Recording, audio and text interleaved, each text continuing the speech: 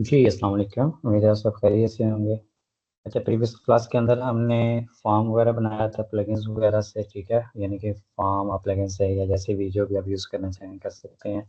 अब इस क्लास में हम मज़ीद कुछ चीज़ें देखते हैं कि जैसे फर्स्ट करें हमने एक होम पेज बना लिया है, और होम पेज की तर्ज पे अगर हमने बाकी पेजेस बनाने होंगे तो उनके लिए हम क्या करेंगे। एक तो ये है कि हम पेजेस में जाएं, ऐड न्यू पेज ऐड करें, ठीक है, और उसमें दोबारा से यहाँ होम पेज से कॉपी करें स्टाइलिंग और वहाँ पे पेस्ट करते रहें, यानी एक एक सेक्शन कॉपी करें पेस्ट करें, ये भी आप कर सकते हैं। यानी कि अगर आपको कम चीज़ें चाहिए तो आप ब्लैंक पेज बना के भी न्यू पेज यहाँ से ऐड करके और उसको, अगर होम पेज से कोई चीज़ चाहिए तो आप वहाँ से भी उठा सकते हैं जो भी चीज़ें आपको रिक्वायर हों। अच्छा, इसके अलावा आप हो सकता है कि आपने about us page, services pages या जितने भी सब सर्विस पेजेस हैं या ब्लॉग पेज का तो हमने ऑलरेडी बनाया हुआ है टेम्पलेट इसका। जो बाकी ये रहते हैं अबाउट अस पेज या फिर सर्विस पेजेस, ठीक है। तो उनके लिए हमने क्या करना होगा, उनके लिए हो सकता है आप लोगों ने डिफरेंट डिज़ाइन यूज़ करना हो। जैसे ये देखें हीरो सेक्शन, जैसे ये ब्लॉग वाला है तो ये वाला हम यूज़ करेंगे हीरो सेक्शन। उसके अलावा जो बाकी जो सेक्शंस होंगे वो मोस्ट ऑफ द केसेस यही होंगे कि आप होम पेज से ही उठाएंगे, ठीक है। अबाउट अस पेज पे भी शायद वही यूज़ करें, सर्विस पेजेस पे भी वही यूज़ करें। तो जब भी आपने किसी एक पेज से ज़्यादातर चीज़ें उठानी हो तो आप एक काम किया करें कि एक एक्सटेंशन ऐड कर लिया करें, ये डुप्लीकेट पेज वाली, या ऑलरेडी मैंने ऐड की हुई थी तो आप ये ऐड कर सकते हैं। तो जब भी आप पेजेस के अंदर जाएंगे और जिस पेज को भी डुप्लीकेट करना होगा आप उसको डुप्लीकेट कर सकते हैं, ठीक है। डुप्लीकेट पेज की एक्सटेंशन होगी वो आप यहाँ से डिटेल्स भी आप देख सकते हैं, इसका आइकन भी और सारी चीज़ें, तो ये आप इंस्टॉल कर सकते हैं इसमें, ठीक है। रिव्यूज़ भी आप 5 स्टार हैं इसके, तो यहाँ से आप ये भी आप इंस्टॉल करके और जो भी पेज आपको डुप्लीकेट करना हो कर सकते हैं। अभी के लिए मैं होम पेज को डुप्लीकेट कर लेता हूँ। अब डुप्लीकेट तो हो जाएगा, उसके बाद हमने क्या करना होगा, ये ड्राफ्ट की सूरत में हमारे पास आ जाएगा होम पेज। ये देखें, अब नया जो पेज डुप्लीकेट शुदा होगा वो ड्राफ्ट के अंदर आ जाएगा हमारे पास। फिर उसको हमने क्विक एडिट्स पे क्लिक करना है और यहाँ से हमने उसका नाम चेंज करना है और नाम के हिसाब से ही यूआरएल बन जाएगा। तो फर्स्ट करें हमने अब पेज बनाना है अबाउट अस का, और अबाउट अस का पेज ऑलरेडी नहीं है। अब अगर आप देखें तो पेज के अंदर मैं इसका नाम रख देता हूँ अबाउट अस। तो जो भी आप इस पेज का टाइटल रखेंगे, जैसे अब मैंने अबाउट अस टाइटल रखा है तो उसका यूआरएल भी सिम बिल्कुल वैसे ही बनेगा। जैसे मैं कॉन्टैक्ट पे जाता हूँ, कॉन्टैक्ट असल में यहाँ पे मेन्यू के अंदर ऐड नहीं है, तो जैसे ये ब्लॉग के अंदर मैं गया था तो मैंने ब्लॉग पेज का नाम रखा था, उसका स्लग और यूआरएल भी वही बन गया था, यानी स्लग या यूआरएल भी वही बन गया था। इसी तरह अगर मैं कॉन्टैक्ट पे जाता हूँ तो कॉन्टैक्ट का जो मैंने नाम रखा था वही उसका स्लग बन गया था। अगर मैं बैक जाऊँ, ये देखिए कॉन्टैक्ट अस उसका नाम रखा था, तो कॉन्टैक्ट अस से ही उसका वही यूआरएल बन चुका है यहाँ पे, ठीक है। तो अगर आप यूआरएल उसका चेंज करना चाहते हैं, यानी आप चाहते हैं कि नाम और हो, नाम इसका अबाउट अस हो, यानी अबाउट हो, लेकिन इसका यूआरएल अबाउट अस हो, फिर हम कैसे करेंगे। फिर आप इसको यूआरएल को आप इस तरह लिख सकते हैं, और यूआरएल का आपको पता है कि इसमें डैशेज होती हैं, स्पेसिस वगैरह हम नहीं ऐड कर सकते। और अगर आप इसको एम्प्टी छोड़ देंगे तो फिर जो नाम होगा वही आ जाएगा, ठीक है। तो नाम आप बाद में भी चेंज कर सकते हैं, इसका टाइटल जो है पेज का नाम आप बाद में भी चेंज कर सकते हैं। तो यही जो नाम होगा इसका स्लग भी बन जाएगा, और स्टेटस आपने यहाँ पे पब्लिश कर देना है। बाकी चीज़ें भी ज़रूरत नहीं है, अगर इसका कोई पेरेंट होगा तो आप यूज़ कर सकते हैं, बट अभी इसकी ज़रूरत नहीं है और इसको आप सिंपली अपडेट कर दें। तो अगर आप, मैं इसको व्यू करता हूँ तो सेम होम पेज की कॉपी होगी ये, यानी होम पेज ही है, बस हमने उसको डुप्लीकेट किया था। और ये देखें सारा का सारा होम पेज हमारे पास आ चुका है, यानी फिर दोबारा से हमें वो सारे सेक्शन कॉपी पेस्ट करने की ज़रूरत नहीं रहेगी। ये एक चीज़ आप कर सकते हैं। दूसरा, आप ब्लैंक पेज भी ऐड करें, ब्लैंक पेज को एडिट विद एलिमेंटर करें, फिर जहाँ जहाँ से आपने सेक्शंस कॉपी करने हैं उनको एडिट विद एलिमेंटर करें, वहाँ से जो जो सेक्शन चाहिए आप वहाँ से भी कॉपी करके पेस्ट कर सकते हैं। आप किसी और वेबसाइट से भी कॉपी करके, यानी जो एलिमेंटर के अंदर बनी है वहाँ से भी कॉपी करके पेस्ट कर सकते हैं। इसी तरह आपने फिर एक अबाउट अस का पेज बना लें, फिर उसी तरह आप देख लें कि अगर अबाउट अस पेज आपने बनाया सिंगल पेजेस से रिलेटेड, यानी कि होम पेज का डिज़ाइन थोड़ा सा डिफरेंट होगा और जितने भी सिंगल पेजेस होंगे उनका डिज़ाइन थोड़ा सा डिफरेंट होगा। तो आप उसी अबाउट अस को डुप्लीकेट करके बाकी सर्विस पेजेस पे भी आप मुख्तलिफ सेक्शन ऐड कर सकते हैं जो जो आपको चाहिए। तो ये एक पेज हम अबाउट अस का बनाते हैं, एक सर्विस का बना लेते हैं, बाकी आप खुद देखते रहिएगा इनको। अच्छा, हीरो सेक्शन जो है वो मैं उठाता हूँ ब्लॉग वाले से, और ब्लॉग के अंदर हमारे पता है आप लोगों को, या कॉन्टैक्ट पे भी उठा सकते हैं, कॉन्टैक्ट पे कॉन्टैक्ट वाला पेज भी। ठीक है, ये भी हम ले सकते हैं।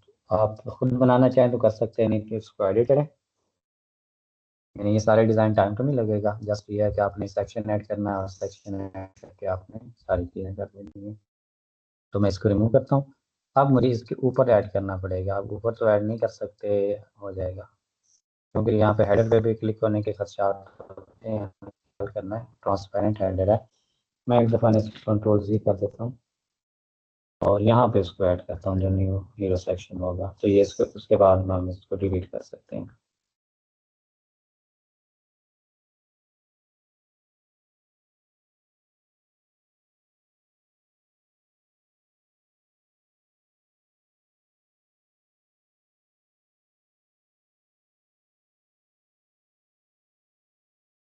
ओके,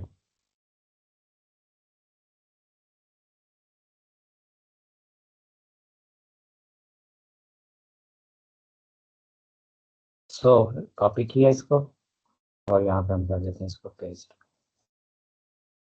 सबसे पहले तो इसका बैकग्राउंड चेंज कर लें, हम कोई और इमेज यूज़ कर लें यहाँ पे। बैकग्राउंड के साथ साथ फिर हम बाकी चीज़ें भी देख लेते हैं।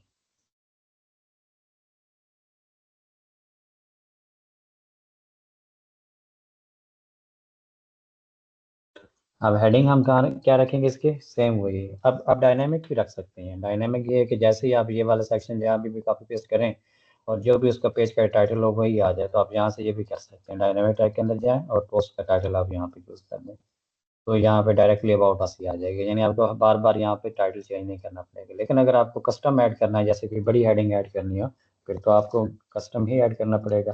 ठीक है, तो मैं अभी के लिए कस्टम बना लेता हूँ अबाउट अस का। ओके, और इसी तरह फिर हीरो सेक्शन को मैं कर देता हूँ रिमूव। ये अबाउट अस का आ गया। बाकी चीज़ें ना आपने देख लेनी है। अब अबाउट अस में एक हमारे पास सर्विसेज के बजाय हम अबाउट अस को टॉप पे ले जाते हैं। ये वाला सेक्शन, इसको अपने तीसरा है ना, तीसरे को पकड़ें और यहाँ पर ले जाएं, ड्रैग एंड ड्रॉप कर दें। यानी ये सेक्शन आप ऊपर चला जाएगा। यानी अबाउट अस पे सबसे पहले इन्फो आएगी ना, यानी हम हैं क्या, हमारे यानी कि हम कौन है, कौन के बाद फिर हमारी सर्विसेज कौन कौन सी हैं। ठीक है, व्हाट वी डू आ गया। और उसके बाद हम ये कर लेंगे कि इसमें क्लाइंट्स भी हम यहाँ पे ऐड कर सकते हैं, CTA भी ऐड कर सकते हैं। ये रिसेंट प्रोजेक्ट्स को हम रिमूव कर देते हैं, इसकी भी ज़रूरत नहीं है यहाँ पे। और ये भी हम यूज़ कर लेते हैं। इसके अंदर आपको डिफरेंट स्टाइलिंग करना चाहते हैं तो वो भी आप कर सकते हैं। ओके, तो ये हमारे पास है। या आप प्रोजेक्ट्स वाला रखना भी चाहें तो रख सकते हैं, और इनमें से कुछ और भी डिलीट करना चाहें तो डिलीट किया जा सकता है। वो डिपेंड करता है कि हमें कौन कौन सी चीज़ें अबाउट अस पेज पे चाहिए। ये हमारा अबाउट अस पेज हो चुका है रेडी।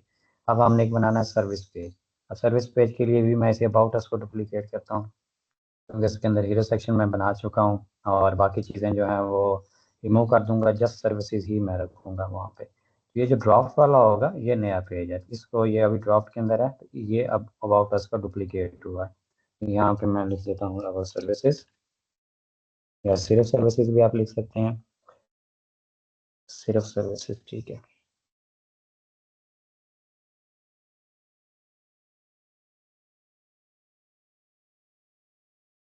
इसी तरह मैं इनको ना मेन्यू के अंदर भी अपडेट कर देता हूँ, ये जो पेजेस अभी बना रहा हूँ या जो बन चुके हैं। अब मेन्यूज भी दो जगहों पे हैं आई थिंक, सो फुटर में भी है, हेडर में भी है। यहाँ पे तो अभी एक ही है, चलें हम देखते हैं। अबाउट अस का भी कस्टम लिंक था, इसको भी रिमूव, यानी कि आप बाग सेलेक्ट करें, सर्विसेज ये सारे आप सेलेक्ट कर लें और इनको रिमूव कर दें। ठीक है, आप व्यू ऑल पे आएँ, यहाँ पे आपको सारे पेजेस मिल जाएंगे। हम अबाउट अस, कॉन्टैक्ट अस और सर्विसेज वाला हमें चाहिए, तो ये तीनों पेजेस मैंने ऐड कर दिए।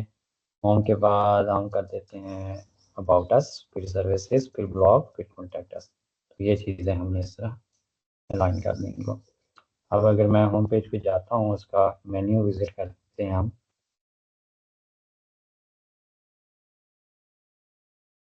तो ये हमारे पास मेन्यू भी अपडेट हो चुका है। ठीक है, अबाउट अस, सर्विसेज, ब्लॉग और कॉन्टैक्ट अस। अब हम सर्विसेज को देखते हैं, इसकी हेडिंग आवर सर्विसेज।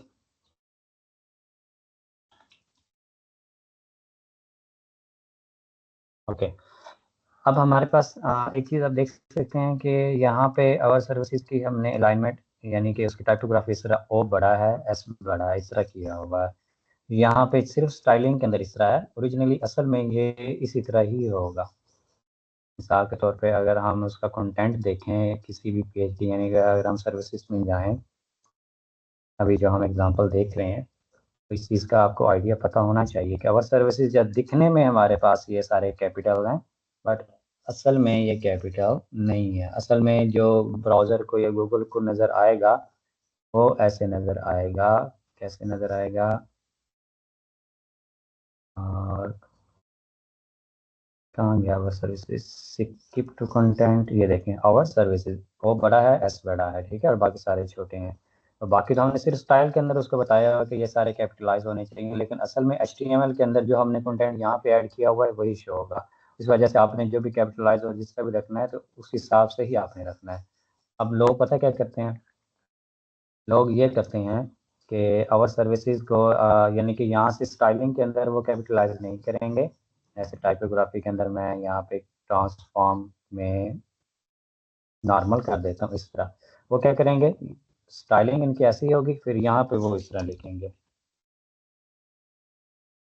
ठीक है। और ये वाला तरीकाकार ठीक नहीं है। तो आपने भी ये अगर कैपिटलाइज रखना भी है तो इस तरह कैपिटलाइज नहीं करेंगे, बल्कि आप स्टाइलिंग के ज़रिए से कैपिटलाइज कर सकते हैं, उस पर वो ज़्यादा बेटर रहेगा। और वैसे रिकमेंडेड तो यही है कि कैपिटलाइज नहीं यूज़ करना चाहिए, क्योंकि वो पढ़ने में थोड़ा सा अजीब लगता है, बट कोई इशू नहीं है, वो अच्छा भी लगता है, ठीक है, तो आप यूज़ कर सकते हैं, कोई इशू नहीं है इसमें। हर किसी की अपनी चॉइस है, यानी कि कुछ चाहते हैं कि हमारे जो वेबसाइट पे फॉन्ट्स हों वो अपर केस होना चाहिए, यानी पहला बड़ा बाकी सारे छोटे, यानी एस बड़ा हो बाकी छोटे हों। वो डिपेंड करता है कि रिक्वायरमेंट्स पे, लेकिन आप सारे कैपिटलाइज, सॉरी अपर केस नहीं, कैपिटलाइज, पहला बड़ा और बाकी छोटे, लेकिन आप अपर केस भी रख सकते हैं जैसे भी आप चाहें। वो डिपेंड करता है कि आपके रेफरेंस या क्लाइंट की रिक्वायरमेंट के हिसाब से।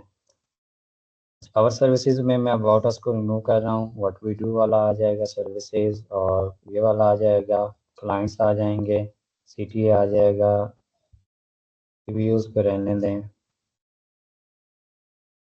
आई थिंक ये काफ़ी हैं, और अगर आप प्रोजेक्ट्स ऐड करना चाहते हैं तो प्रोजेक्ट्स भी यहाँ पे आप ऐड कर सकते हैं, ठीक है। बाकी आप लोगों पे डिपेंड करता है, आप लोगों की क्रिएटिविटी पे, कि आप कौन सी चीज़ें यहाँ पे ऐड करना चाहते हैं, कौन कौन से सेक्शंस, वो आप लोगों ने खुद ही ऐड करके अपनी वेबसाइट को फाइनल करना है। अच्छा,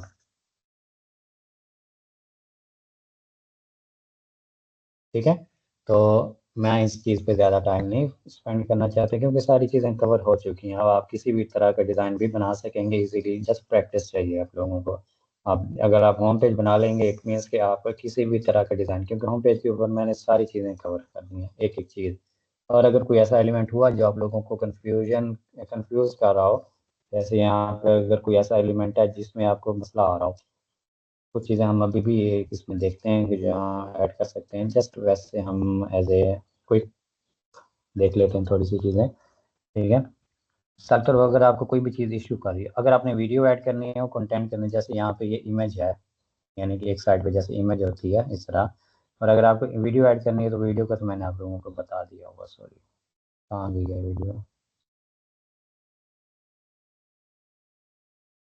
अच्छा इधर आई हुई है, ठीक है। तो ये सारी चीज़ें आपने खुद एक्सप्लोर करनी है। मैप ऐड करना हो तो गूगल मैप, वैसे अगर आपने चूज़ करना हो तो वो यहाँ से आप मैप का एड्रेस लिख के यहाँ से चूज़ कर सकते हो। दूसरा तरीका ये है कि मैप का अगर आपके पास HTML कोड है तो HTML विजेट आप ऐड करके वो मैप यूज़ करेंगे, ठीक है। ये फ्यूचर में भी अगर कहीं पे हमें यूज़ करना पड़ा तो हम ऐड करेंगे। जैसे मिसाल के तौर पर मैं मैप्स डॉट गूगल पर जाता हूँ, मैप्स पाकिस्तान वैसे सर्च कर लेता हूँ, अच्छा इस पर क्लिक करें, यानी आप maps.google.com पे चले गए। तो आपको पाकिस्तान का मैप चाहिए या आपके अपने ऑफिस का मैप चाहिए, जो भी हो, ठीक है। आपने यहाँ पे शेयर पे क्लिक करना है, यहाँ से ओपन करने के बाद इम्बेड ऐप मैप पे क्लिक करना है। अगर आपको जस्ट लिंक चाहिए तो ये लिंक आप कॉपी करके कहीं पे भी इंटरलिंक कर सकते हैं। अगर आपको मैप का इम्बेड चाहिए तो यहाँ से आप स्टाइलिंग यानी कि स्मार्ट चाहिए, लॉर्ज चाहिए, जिस तरह ये कस्टम साइज भी चाहिए तो आप यहाँ से विड्थ भी चूज़ कर सकते हैं, ठीक है। तो यहाँ से आप कॉपी HTML करें और HTML के अंदर पेस्ट कर दें, यानी HTML विजेट आपने ऐड करना है वहाँ पेस्ट कर देना। तो ये आप कस्टम इस तरह मैप भी ऐड कर सकते हैं, क्योंकि आपको आगे क्लाइंट्स की तरफ से क्लाइंट की वेबसाइट पे ऐप मैप्स वगैरह ऐड करने पड़ेंगे काफ़ी ज़्यादा, तो इस चीज़ का आपको पता होना चाहिए।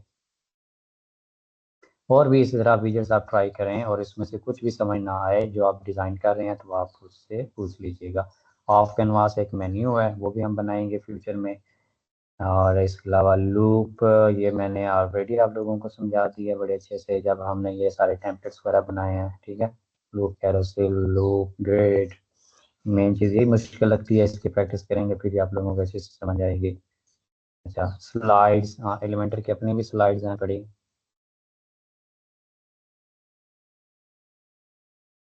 जैसा कि मैं ये चूज़ करता हूँ, आप बनी बनी स्लाइड्स में भी बना सकते हैं इस तरह, जस्ट कंटेंट अपडेट करें और सारी स्टाइलिंग यहीं पे, सारी चीज़ ऑप्शन है, कंटेंट, स्टाइल, सब कुछ यहीं पे आपको मिल जाएगा। ये स्लाइड भी आप यूज़ कर सकते हैं। दूसरा इसका अपना कस्टम कैरोसेल भी आप वो भी बना सकते हैं अगर आपको फुल कंट्रोल चाहिए। ये वाला कैरोसेल, ठीक है। अगर आपको फुल कंट्रोल वाला आपको चाहिए, क्या कहते हैं इसको, स्लाइडर, तो आप कैरोसेल भी यूज़ कर सकते हैं। ये तो है हमारे पास स्लाइड।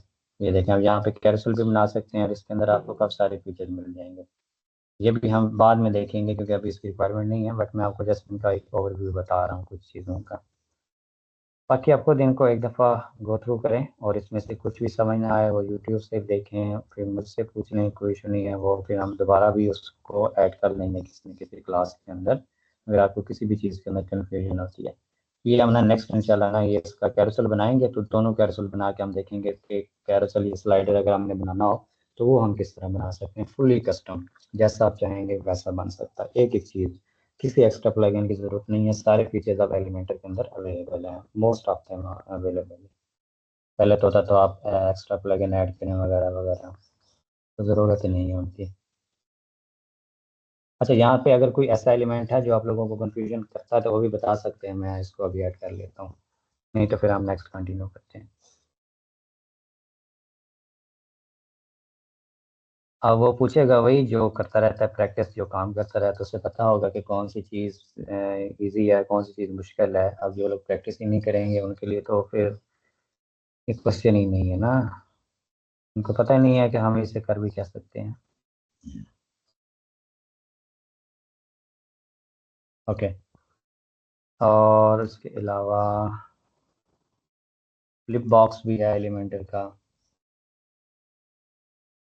यानी फ्लिप बॉक्स के लिए भी आपको कोई अलग प्लगइन नहीं चाहिए, आप एलिमेंटर के अंदर भी फ्लिप बॉक्स यूज़ कर सकते हैं।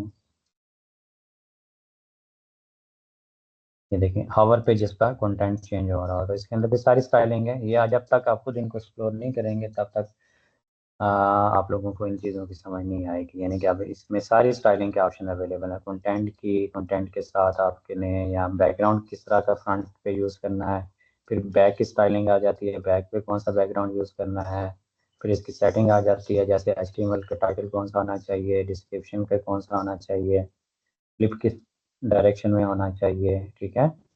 और ये सारी चीज़ें आप 3D डेप्थ भी आप इसको कर सकते हैं, ये 3D गोल सा लग रहा है हमें वो तकिए की तरह, ठीक है, ये भी आप कर सकते हैं। फ्लिप के बजाय आप स्लाइड भी कर सकते हैं, बहुत सारे ऑप्शन हैं। उसके अलावा आप पुश भी कर सकते हैं, यानी ऊपर से नीचे से इस साइड पे भी करें, जूम इन, जूम आउट, ये सारी चीज़ें आप इनको एक्सप्लोर करें। जी भैया। मतलब ये फ्लिप बॉक्स जो है ये एलिमेंटर प्रो में है ना? फ्री में तो मेरे ख्याल में ये नहीं है ना। आई थिंक सो, प्रो में ही होगा ये। ठीक है सर। वो भी कह रहे थे ये चीज मुझे नजर नहीं आई इसमें, पूरा मैंने एक्सप्लोर किया था, फ्री में नहीं नज़र है। नहीं आई तो आप एक दफ़ा आप एलिमेंट्स के अंदर जाके भी उसको चेक कर लें, शायद डिसेबल भी ना हो ना, नहीं तो एलिमेंटर प्रो के अंदर ही आई थिंक सो। ठीक हो गया सर, ठीक है। आपने जो कॉन्टेक्ट पेज बनाया है उसमें हेडर कैसे हमने ऐड किया, तो हेडर आप खुद बना लें, जैसे मैंने अभी ये ऐड किया इस पे अबाउट अस पे, आप किसी पेज से कॉपी करके भी वहाँ पेस्ट कर सकते हैं, या होम पेज से वो कॉपी करें और उसको अपने हिसाब से स्टाइल कर लें जिस तरह आपको चाहिए, आप इस तरह दोबारा से स्टाइल कर सकते हैं। अब इसमें जैसे मैंने ऐड किया था तो उसमें क्या समझ नहीं आ रहा आपको, थोड़ा सा मुझे क्वेश्चन क्लियर करें क्योंकि मुझे आपके क्वेश्चन की ही समझ नहीं आई। तो हेडर, हेडर या हीरो सेक्शन,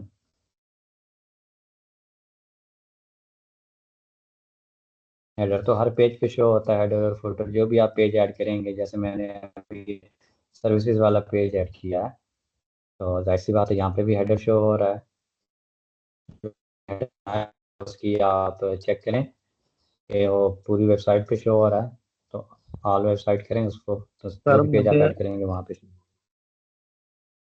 मुझे जो लग रहा जी है ना, शोएब भाई को शायद ये नहीं समझ आ रही कि ये जो है हीरो सेक्शन है ना, ये सेंटर में आया हुआ है ना, बिल्कुल अवर सर्विसेज है, अबाउट ऐसा, कंटेक्ट ऐसा, ये बिल्कुल सेंटर में आया हुआ है। मेरे ख्याल में उनको शायद यही कंफ्यूजन है कि ये आपने सेंटर में कैसे ऐड किया। आई थिंक सो। Hero section.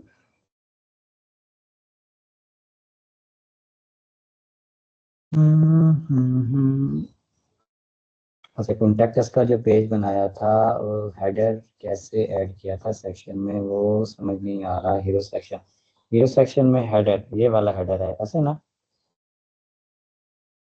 तो हेडर तो जाहिर सी बात है, अगर आप कॉन्टेक्ट पेज ऐड करते हैं तो हेडर तो वहाँ पे शो हो जाएगा।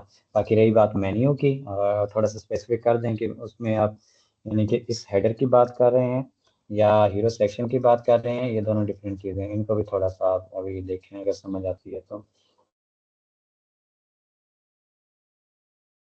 नोटिफिकेशन।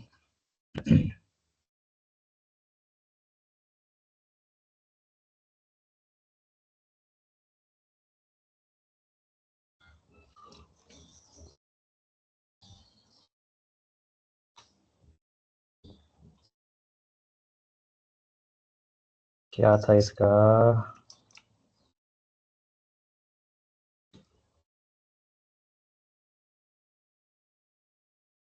ठीक है।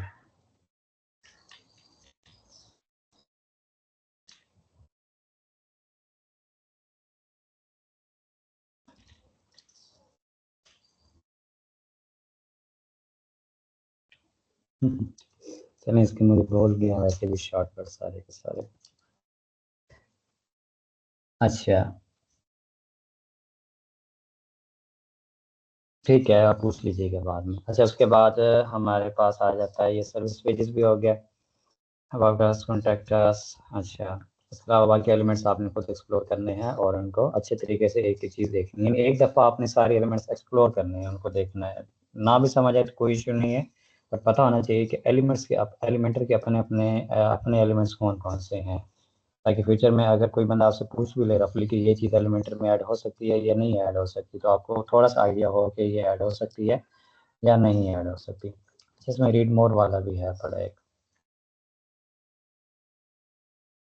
Note the widget only affects themes that use the content in archive page। ठीक है, read more, continue reading।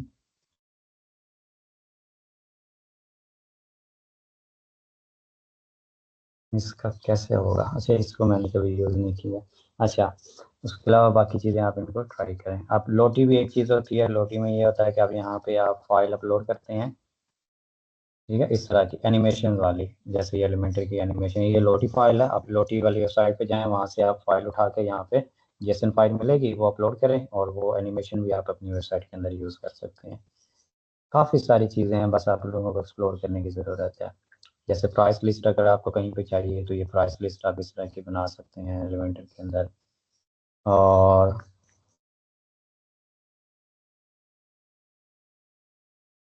Table of content, count down, ठीक है, कोड अगर आपने कहीं पे भी अगर ऐड करना हो, ठीक है, ये जो जैसे होते हैं कोड्स वगैरह। सो अनलिमिटेड चीज़ें हैं, आपको जो चीज़ चाहिए वो वर्डप्रेस के अंदर बन सकती है। बस आपको उन चीज़ों को बताना चाहिए कि एलिमेंटर के अंदर कौन से फीचर हैं, एलिमेंटर प्रो के अंदर कौन सी चीज़ें अवेलेबल हैं। और कोई ऐसी भी चीज़ें भी हो सकती हैं जो आपको किसी एड ऑन में चाहिए, तो वो भी आप फाइंड आउट कर सकते हैं। बट वही एक्सपीरियंस के साथ ही वो चीज़ें पता चलेंगी कि ये चीज़ किस प्लगइन के अंदर अवेलेबल हो सकती है। अच्छा, तो आई थिंक सो पेजेस बस ठीक है। ये वेबसाइट ऐसे समझ लें कि हमारी ऑलमोस्ट फाइनल हो चुकी है, बट अब कुछ चीज़ें हैं वो हम देख लेते हैं जो ज़रूरी हैं। पेजेस तो हर कोई बना सकता है, उसमें कोई इशू नहीं है। अगर आप होम पेज बना लेंगे तो बाकी पेजेस भी बनते रहेंगे। तो मेरा ये ख्याल है कि चीज़ें जो है ना वो जल्द से जल्द कवर करें। एलिमेंटर एड ऑन हो गया, फ्लुएंट फॉर्म्स हो गया, और लाइट स्पीड कैशे, कैशे वाला प्लगइन अभी हम कर सकते हैं। सिक्योरिटी हम बाद में देख लेंगे। मेंटेनेंस एंड सिक्योरिटी, हाँ ये सिक्योरिटी वाला प्लगइन हम सिक्योरिटी के अंदर ही कर लेंगे I think so. Light speed optimisation जो है वो स्पीड ऑप्टिमाइजेशन वर्डप्रेस परफॉर्मेंस। अच्छा इसके बाद डब्ल्यूपी कोड, डब्ल्यूपी वीवेट, जी यार, और मैसेज किसका आया है? हाँ सर, मैं एक चीज़ कंफर्म करना चाह रहा था वो उसके बारे में।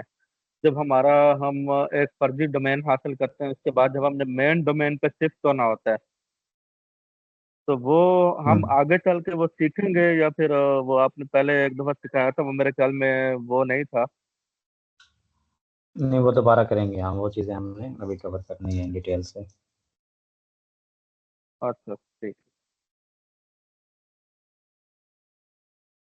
अच्छा अब आप लोगों की वेबसाइट हो चुकी है, ऐसे समझ लेंगे फाइनल। अब आपने ना उसकी ऑप्टिमाइजेशन करनी है। अब ऑप्टिमाइजेशन कैसे करनी है, मिसाल के तौर पर मैं इसका होम पेज का लिंक कॉपी करता हूँ और आप जाएं पेज स्पीड इनसाइट सर्च करें आप गूगल पे, ठीक है। और ये गूगल का अपना एक टूल है पेज स्पीड का, वेबसाइट की पेज स्पीड ट्रैक करने के लिए। वहाँ पे उस वेबसाइट के लिंक ऐड करें और एनालाइज करें। यानी मैं आपको ना ये चीज़ें हम दिखा देता हूँ, समझा देता हूँ कि इसमें हमने एक वेबसाइट फाइनल हो जाने के बाद भी कौन कौन सी चीज़ें हमने करनी होती हैं। उसकी स्पीड ऑप्टिमाइजेशन हमने उसके चेक करने होते हैं कि जो फॉर्म है वो किस मेल पे जा रहा है, वो भी आपने देखना होता है कि वो मेल एग्जैक्ट क्लाइंट का होना चाहिए। फॉर्म जा भी रहे हैं या नहीं जा रहे हैं, यानी ईमेल आप अपनी ऐड करके उसको वेरीफाई करते हैं। उसके अलावा जो एक्स्ट्रा टेम्पलेट्स आपने ऐड किए होते हैं वो अपने रिमूव करने होते हैं, डमी इमेजेस रिमूव करनी होती हैं, लाइव इमेजेस आपने ऐड करनी होती हैं। ये सारी चीज़ें आपने देखनी होती हैं जब आपकी वेबसाइट फाइनल हो जाती है। और भी चीज़ें होती हैं जो ना साथ साथ आप लोगों ने एंड पे चेक करनी होती है हर एक चीज़। यानी कि एक एक पेज आपने चेक करना होता है, बटन इंटरनल बटन्स की लिंक्स वगैरह चेक करने होते हैं कि वो सारे परफॉर्म सही तरीके से कर रहे हैं या नहीं कर रहे। अब होम पेज में इसलिए चेक करते हैं ज़्यादातर क्योंकि होम पेज पे कंटेंट सबसे ज़्यादा होता है। ये देखिए हमारा होम पेज सबसे बड़ा पेज है और इस पे हमने इमेजेस भी ऑप्टिमाइज नहीं की थी आई थिंक सो पे। इमेजेस वेब में नहीं थी, अगर वेब में हो तो मज़ीद हमारा पेज की स्पीड बढ़ सकती है, वो मैं भी आपको बताता हूँ। इसको मैं वर्टिकली अलाइन करता हूँ। वेब में ही है, पीएनजी वेब पीएनजी मिक्स है, नहीं वेब में नहीं है, ठीक है, ये जेपीजी में ही है। तो अब देखिए मैंने इसका यूआरएल सर्च किया मोबाइल पे, इसकी स्पीड परफॉर्मेंस 71 है और मोबाइल पे ये लोड हो रहा है ऑलमोस्ट 18 सेकंड के अंदर। ये देखें स्पीड इंडेक्स जो है ना तकरीबन 18 सेकंड ले रहा मोबाइल पे ये पेज लोड होने में, ठीक है। तो ये बहुत ज़्यादा यानी कि कम स्पीड है इसकी, यानी कि बहुत लेट लोड हो रहा है ये। और डेस्कटॉप पे देखें 89 आ रही है और डेस्कटॉप पे 4 सेकंड ये ले रहा है हमारा पेज लोड होने में। 4 सेकंड भी बहुत ज़्यादा है। तो ये यानी ग्रीन होने चाहिए आपके, ये भी ग्रीन होना चाहिए, सारी चीज़ें ग्रीन होनी चाहिए सबसे पहले तो। यानी अब हम देख रहे हैं कि इसकी स्पीड ऑप्टिमाइजेशन वगैरह। अब इसमें मोबाइल पे अगर हम नीचे आए तो इसके ये इश्यूज नज़र आ रहे होंगे हमें यहाँ पे नीचे, ठीक है। यहाँ पे ऊपर ओवरव्यू होता है, ओवरव्यू, उसके बाद यहाँ पे उस पेज की स्पीड, यानी कि fast paint full content, fast content full paint 3.2 second ले रहा है। ये टेक्निकल में जाने की ज़रूरत नहीं है अभी, बस ये है कि आपको पता होना चाहिए कि ये इनको बाद में भी आप सीख सकते हैं। अब जो पहला उसका एलिमेंट है और इसके बाद जो सबसे बड़ा और जो सबसे ऐसे समझ लें कि जो हैवी जिसके अंदर ज़्यादा HTML या इमेजेस वगैरह हैं तो वो कितना टाइम ले रहा है वगैरह वगैरह। और टोटल स्पीड कितनी हो रही है, ब्लॉकिंग टाइम ये होस्टिंग चार्ज होता है वो कितना हो रहा है। यानी कि आपने रिक्वेस्ट की, आपने ये यूआरएल सर्च किया और अगर से होस्ट होस्ट ही यानी कि सर्वर की रिस्पॉन्स ना करे और वो डिले कर रहा हो तो वो यहाँ पे आ जाता है, ब्लॉकिंग टाइम आ जाता है, ठीक है। और लेआउट शिफ्ट भी आपने ये देखने होते हैं कि लेआउट शिफ्ट ना हो वेबसाइट, यानी जैसे वेबसाइट लोड हो तो सारी चीज़ें एग्जैक्ट वैसे ही लोड होनी चाहिए। यानी कि अब कुछ चीज़ें होती हैं जो शिफ्ट होती हैं, लेआउट उनका शिफ्ट होता है। मिसाल के तौर पर अभी अगर हम देखें तो ये देखें थोड़ा सा शिफ्ट हुआ है, यानी कि ये हेडिंग पहले बड़ी थी फिर छोटी हुई है, ये शिफ्ट उसको कहते होते हैं। इसी तरह कुछ ऐसी चीज़ें होती हैं जो पहले जगह नहीं ले रही होती लेकिन जब लोड होती हैं तो वो जगह ले लेती हैं, ठीक है। तो इन चीज़ों को भी हमने देखना होता है, बट वो हम बाद में देखेंगे, ज़रूरत नहीं है उनकी वैसे भी, वो आप एक्सपीरियंस के साथ साथ सीख जाएंगे। तो ये एक तो सर्वर रिस्पांस टाइम थोड़ा सा, यानी कि सर्वर जो है वो रिस्पांस थोड़ा सा कम कर रहा है, ब्लॉकिंग टाइम तो नहीं है लेकिन सर्वर अभी भी रिस्पांस नहीं कर रहा, यानी कि इसने 2 सेकंड लिए ऑलमोस्ट और रिक्वेस्ट को प्रोसेस करने से पहले, यानी कि इसका डिले हुआ है ऐसे समझ लें। फिर रेंडर ब्लॉकिंग रिसोर्सेज कुछ ऐसे हैं जो सही तरीके से लोड नहीं हो रहे, वो टाइम ले रहे हैं। फिर लार्जेस्ट पेंटफुल कंटेंट जो है वो काफ़ी ज़्यादा टाइम ले रहा है, ये देखें अभी लोड नहीं हुआ हीरो सेक्शन के अंदर। और CSS अनयूज काफ़ी ज़्यादा है, ठीक है। और ये सारी चीज़ें जो है, इमेजेस प्रॉपरली साइज नहीं है, जावास्क्रिप्ट काफ़ी ज़्यादा है, ये सारे इश्यूज हैं यानी कि जो हमारी वेबसाइट के अंदर आ रहे हैं। इसी तरह अगर हम यहाँ पे देखें, इमेजेस का इशू है, सर्वर सही तरीके से यानी कि जल्दी रिस्पॉन्स नहीं कर रहा, उसकी भी कोई वजूहत हो सकती हैं आपके अंदर, वेबसाइट के अंदर कुछ ब्लॉकिंग एलिमेंट्स हो सकते हैं जिसकी वजह से वो नहीं कर रहा। तो सिंपली आपने इसकी स्पीड ऑप्टिमाइजेशन के लिए हम कुछ स्पीड का प्लगइन देखते हैं। तो मोस्टली जो होस्टिंगर जो है वो उसका सर्वर लाइट स्पीड वाला है, तो हम लाइट स्पीड कैशे वो भी रिकमेंड करते हैं कि लाइट स्पीड कैशे यूज़ करें, और हम भी वही करते हैं। WP ऑप्टिमाइज भी आप यूज़ कर सकते हैं, और डिपेंड करता है हर होस्टिंग के हिसाब से, जैसी होस्टिंग हो, और हर होस्टिंग पे एक प्लगइन नहीं चलता, हर होस्टिंग के लिए डिफरेंट प्लगइन यूज़ होते हैं, ठीक है। तो आपने टेस्ट करने होते हैं कि आपकी वेबसाइट पे कौन सा प्लगइन सही तरीके से काम कर रहा है। अभी तो जैसे हम प्लगइन से ही इसकी स्पीड ऑप्टिमाइज कर लेंगे, तो लाइट स्पीड आप सर्च करें, इसको इंस्टॉल करते हैं हम। अच्छा, एक ये थी वेबसाइट, और इसके अलावा एक और वेबसाइट भी है जिस पे आप स्पीड चेक कर सकते हैं इनकी,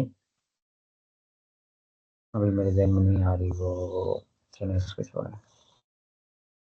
अच्छा, ये प्लगइन ऐड हो चुका है, और यहाँ पे देखेंगे आपको लाइट स्पीड कैशे का इस प्लगइन ऐड हो चुका है, इसमें सारी चीज़ें आपके सामने आ रही हैं। अच्छा, ऑलरेडी ही पब्लिक पब्लिक कैशे जो है, यानी कैशे ये होता है कि आप फर्ज करें आपने एक दफ़ा पेज लोड किया है, तो इसका डाटा आपके ब्राउज़र के अंदर सेव हो जाता होता है, ठीक है, यूज़र के ब्राउज़र के अंदर सेव हो जाता है। फिर जब वो दोबारा इसको लोड करेगा तो वो सारी चीज़ें दोबारा लोड नहीं होंगी, बल्कि कुछ चीज़ें उसके ब्राउज़र के अंदर भी सेव हो जाती है, इसको कैशे कहते रहते हैं, ठीक है। तो ये कैशे जो है ये भी बड़ा यानी कि रोल अदा करता है आपकी लोडिंग स्पीड में। लेकिन जब आप कुछ चेंजेस करते हैं और वो कैशे आपके पास वो चेंजेस सेव नहीं हो रही होती या शो नहीं हो रही होती, इट मीन्स के या यूज़र के पास शो नहीं हो रही होती, इट मीन्स कि उसके पास कैशे सेव है, तो वो प्लगइन के अंदर आपने कैशे क्लियर करना होता है। और वो कैशे कैसे क्लियर करते हैं, पर्ज ऑल करके, ठीक है। यहाँ पे आप देखें पर्ज ऑल करेंगे तो जो भी चेंजेस अगर आपके पास रिफ्लेक्ट नहीं हो रही फ्रंट एंड पे या इनकॉग्निटो मोड में, तो यहाँ से पर्ज ऑल करें, सारी चीज़ें जो है ना वो दोबारा से रीजनरेट हो जाएंगी, कैशे वगैरह। अच्छा, यहाँ पे सबसे पहले मैं इसको इनेबल कर देता हूँ, इसमें ये सारी चीज़ें आ जाती हैं ऑप्टिमाइजेशन, जैसे इमेज ऑप्टिमाइजेशन भी इसके अंदर आ जाती है, वेब कन्वर्टर भी आ जाता है। जब डैशबोर्ड में आएंगे और इसको इनेबल कर दें एक दफ़ा, इनेबल करने के बाद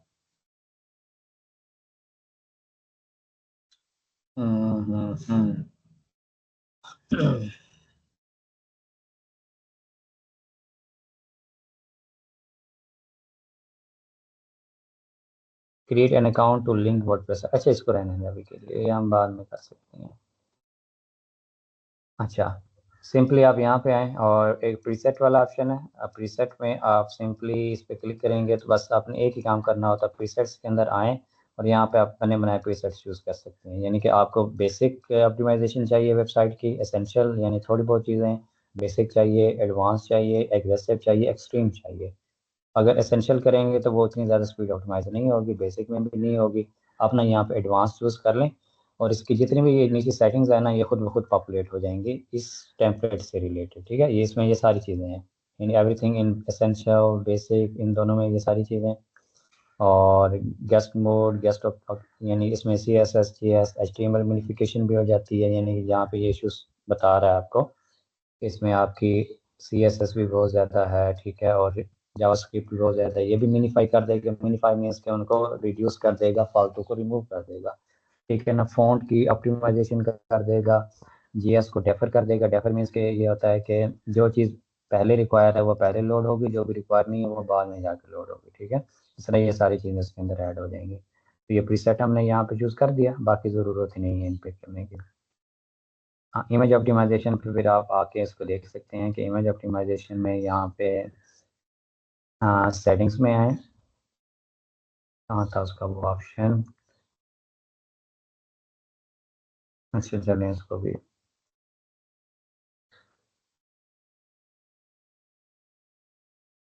यू नीड टू फिनिश, अच्छा ये कनेक्ट करना है, इमेज ऑप्टिमाइजेशन के लिए वो कनेक्ट करना पड़ता है। यहाँ पे ये जनरल के अंदर है इसकी सेटिंग है, ठीक है। मैं इधर देख रहा हूँ कि सेटिंग कहाँ पे है, वो जनरल के अंदर है इसकी सेटिंग। तो ये इसको कनेक्ट करना पड़ता है, बट ये अभी लाइव पे ही होगा। चलिए इसको रहने दें। बस हमने सिंपली वो कर दिया ऑप्टिमाइजेशन। अभी बहुत इमेजेस की ना भी हो तो खैर है, ठीक है। इसके अंदर वो कैशे भी हो जाएगा, CDN आई थिंक नहीं होगा, पेज ऑप्टिमाइजेशन, सारे डेटाबेस ऑप्टिमाइजेशन। आप डेटाबेस पे क्लिक करके इसके डेटाबेस को भी आप ऑप्टिमाइज कर सकते हैं। अब डेटाबेस के अंदर कौन कौन सी चीज़ें आपके पास हैं पड़ी, जैसे हमारे पास पोस्ट रिविजन्स। रिविजन आप देखते हैं ना कि जब भी आप कोई पोस्ट एडिट करते हैं या पेज एडिट करते हैं, उसकी रिविजन्स आपके पास सेव होती रहती हैं। यानी कि आपने एक चेंजेस की, वो सेव हो जाती है, फिर दूसरी करते हैं वो भी सेव हो जाती है। अब इसमें देखिए ये 100 रिविजन है इसकी। अगर इसको मैं ब्राउज करता हूँ, ये पेज की भी बात हो रही है, होम पेज की। तो अगर मैं बैक जाता हूँ, ये देखिए मैं टाइम के अंदर वापस जा सकता हूँ, और जो मैंने फर्स्ट के पहले दिन की जो चीज़ थी मेरे पास, ये होम पेज मैंने ऐड किया, ठीक है ना। उसके बाद अगर मैं आगे ऐसा ऐसा आगे चलता जाऊँ, मैं देखता जाऊँगा कि जो जो चीज़ें मैंने ऐड की हैं वो यहाँ पे ये शो होती जाएंगी। ये देखें डेट वाइज, ठीक है। आप वापस भी जा सकते हैं, बट और यहाँ पे अगर कोई चीज़ आपको चाहिए, यानी कि आप चाहते हैं ये वाला पेज मुझे वापस चाहिए, या आपने कुछ ऐसी चीज़ कर दी, यानी कि आज ही आपने ना कुछ चीज़ें ऐसे कर दी कि जो नहीं करनी थी या गलती से हो गई, ठीक है, या कुछ डिलीट हो गया, तो आप उसी दिन वापस भी जा सकते हैं, या कल के दिन में वापस जा सकते हैं। वो चीज़ें आपके पास दोबारा आ सकती हैं, और रिस्टोर जिस रिवीजन करना होता है वो चीज़ें आपके पास आ जाती हैं। तो ये रिवीजन जो है ना वो सारी यहाँ पे सेव हो जाती हैं। तो ये डेटाबेस के अंदर आप इनको क्लियर भी कर सकते हैं, यानी ये एक्स्ट्रा साइज लेते हैं। तो मैं रिविजन्स को क्लियर कर देता हूँ, या क्लीन ऑल ऑल भी कर दें, कोई इशू नहीं है, क्लीन ऑल ही कर देते हैं। तो ये डेटाबेस भी हमारा अब ऑप्टिमाइज हो जाएगा, फालतू जो चीज़ें हैं वो सारी रिमूव हो जाएंगी। अच्छा, बस एक ऑप्टिमाइजेशन वाला कर दिया, और यानी कि एक प्रीसेट हमने चूज़ कर लिया, बाकी ज़रूरत नहीं है। बाकी के अंदर अगर आप जाते भी हैं ना जनरल की सेटिंग के अंदर, तो सेटिंग काफ़ी ज़्यादा एडवांस है, ठीक है। जनरल सेटिंग यहाँ पे आप एक ही चीज़ देख सकते हैं, ट्यूनिंग देख सकते हैं। ट्यूनिंग को छोड़ें, कैशे के अंदर अगर आप आते हैं, तो कैशे के अंदर इनेबल कैशे, वैसे तो हमें मैनुअली करना था, लेकिन यहाँ पे हमने प्रीसेट ऐड किए, तो सारी चीज़ें जो है ना वो जो रिक्वायर हैं वो खुद ही इनेबल हो गई हैं। फिर TTL है, पॉइश है, एक्सक्लूड है, इनको बाकी ज़रूरत नहीं है। इसी तरह कैशे के अंदर अगर आप पेज ऑप्टिमाइजेशन के अंदर है, वहाँ पे आपको CSS JS वो सारी चीज़ें नज़र आ जाएंगी। CSS मिनिफिकेशन, जैसे CSS की सेटिंग है, JS की है, HTML की है, मीडिया की होगी, यानी इमेजेस और प्लेस होल्डर वगैरह, ये सारी चीज़ें। बस इन चीज़ों को ना ज़्यादा इसलिए मैं नहीं बता रहा कि बंदा कंफ्यूज हो जाता है। सिंपली बस आपने प्रीसेट्स के अंदर आना है, और वो एडवांस वाला आप यूज़ कर लें। वहाँ पे भी अगर आपको लगता है कि वो चीज़ें अभी भी मसला कर रही हैं और अभी भी मसला कर रही हैं, तो आप उसके अगले वाला भी प्रीसेट चूज़ कर सकते हैं। लेकिन वो भी चूज़ करने से पहले के बाद आपने एक दफ़ा चेक करना है कि आपकी वेबसाइट कहीं ब्रेक तो नहीं हो रही। तो वो वेबसाइट ब्रेक भी हो जाती है अगर आप इस तरह के ऑप्टिमाइजेशन, हैवी ऑप्टिमाइजेशन करते हैं। तो जैसे ये अभी एडवांस्ड है, आप एग्रेसिव भी ट्राई कर सकते हैं। और हाँ, एक चीज़ मैं आपको ये भी बता दूं कि ये जो प्लगइन है ये सारी चीज़ें नहीं कर सकता। अगर आपने वेबसाइट इस तरह बनाई है कि उसमें आप लोगों ने एक्स्ट्रा कंटेनर्स ऐड किए हुए हैं, इमेजेस आपकी ऑप्टिमाइज नहीं है, उसके अलावा आपने यानी कि डिज़ाइनिंग सही तरीके से नहीं की हुई, और फिर उसका फ़ायदा ही नहीं है ऑप्टिमाइज़ करने का। यानी फिर कोई प्लगइन भी नहीं है आपको सही तरीके से काम करेगा, कोई भी प्लगइन नहीं काम करेगा। तो सबसे मेन चीज़ होती है कि वेबसाइट सही तरीके से बनी हुई होनी चाहिए। अच्छा हाँ, इसमें ना एक और भी कैशे भी क्लिक कर दिया, लेकिन वैसे बाई डिफ़ॉल्ट हो तो जाते हैं, लेकिन फिर भी आप एक बार कर दीजिए। एग्रेसिव अब मैंने चूज़ किया है ना, एग्रेसिव अब जब इस तरह के ऑप्टिमाइजेशन करते हैं तो एक दफ़ा इनकॉग्निटो के अंदर भी ओपन करके इसको देखा करें, ताकि कोई चीज़ ब्रेक तो नहीं हो रही, वो पता चल जाएगा अच्छी तरीके से।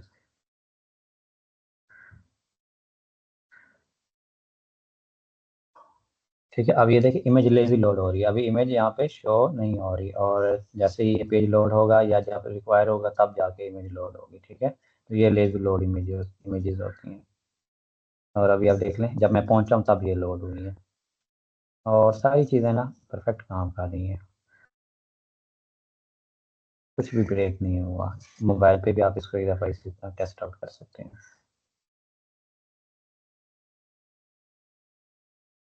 फिर भी अभी मोबाइल पे इश्यूज़ हैं, वो हम देखेंगे कौन से इश्यूज़ हैं। इस पे 92% हो चुकी है। अच्छा, ये प्लगइन मैं वही कह रहा हूँ कि हर प्लगइन हर वेबसाइट पे काम नहीं करता। अभी मैं एक और प्लगइन ऐड करूँगा, और वो मैं आपको दिखाता हूँ। इसमें भी अभी सर्वर नहीं सही तरीके से रिस्पॉन्स कर रहा। हाँ, असल में एक इशू ये भी है कि ये हमारी टेम्परेरी डोमेन है।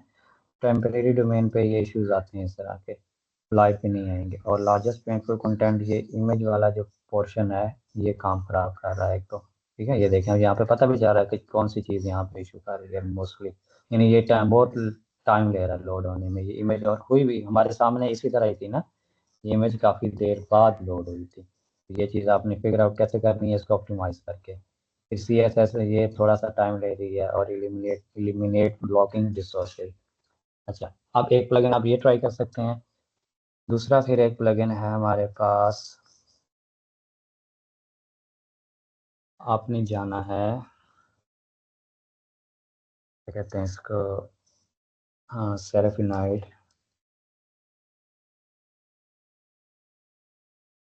सेरेफिनाइड एक्सेलरेटर सर्च करें आप, ये वाला प्लगइन है। ठीक है, ये भी स्पीड ऑप्टिमाइजेशन के लिए बेहतरीन वर्क करता है, और मेरे हिसाब से तो ये सब पे अच्छे अच्छा काम करता है। यहाँ पे डाउनलोड फॉर फ्री करें, और आपको पहले डाउनलोड ये अलग से करना पड़ता है, हालांकि वहाँ पे भी है पड़ा, बट उसमें वो लिमिटेड है। फिर दोबारा वो कहता है इस पेज पे लेकर आएगा, यहाँ से डाउनलोड करवाएगा वो प्लगइन।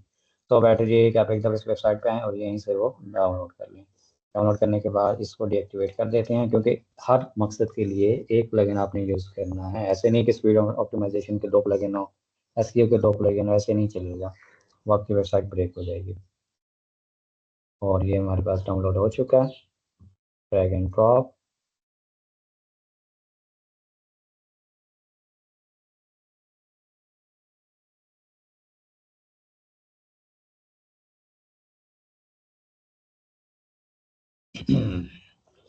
और एक्टिवेट।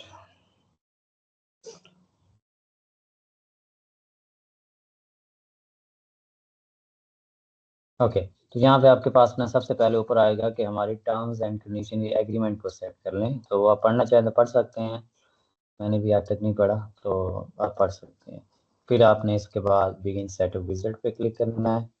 बिगिन सेट विजिट के बाद विजिट होता है, यानी कि इसमें आपसे पूछेगा क्वेश्चन आपसे रिलेटेड, आपको कैसी फंक्शनैलिटी चाहिए, फुल चाहिए या ओनली कैशे चाहिए। तो हमें तो फुल चाहिए, क्योंकि हमें हर एक चीज़ ऑप्टिमाइज करनी है अच्छे तरीके से।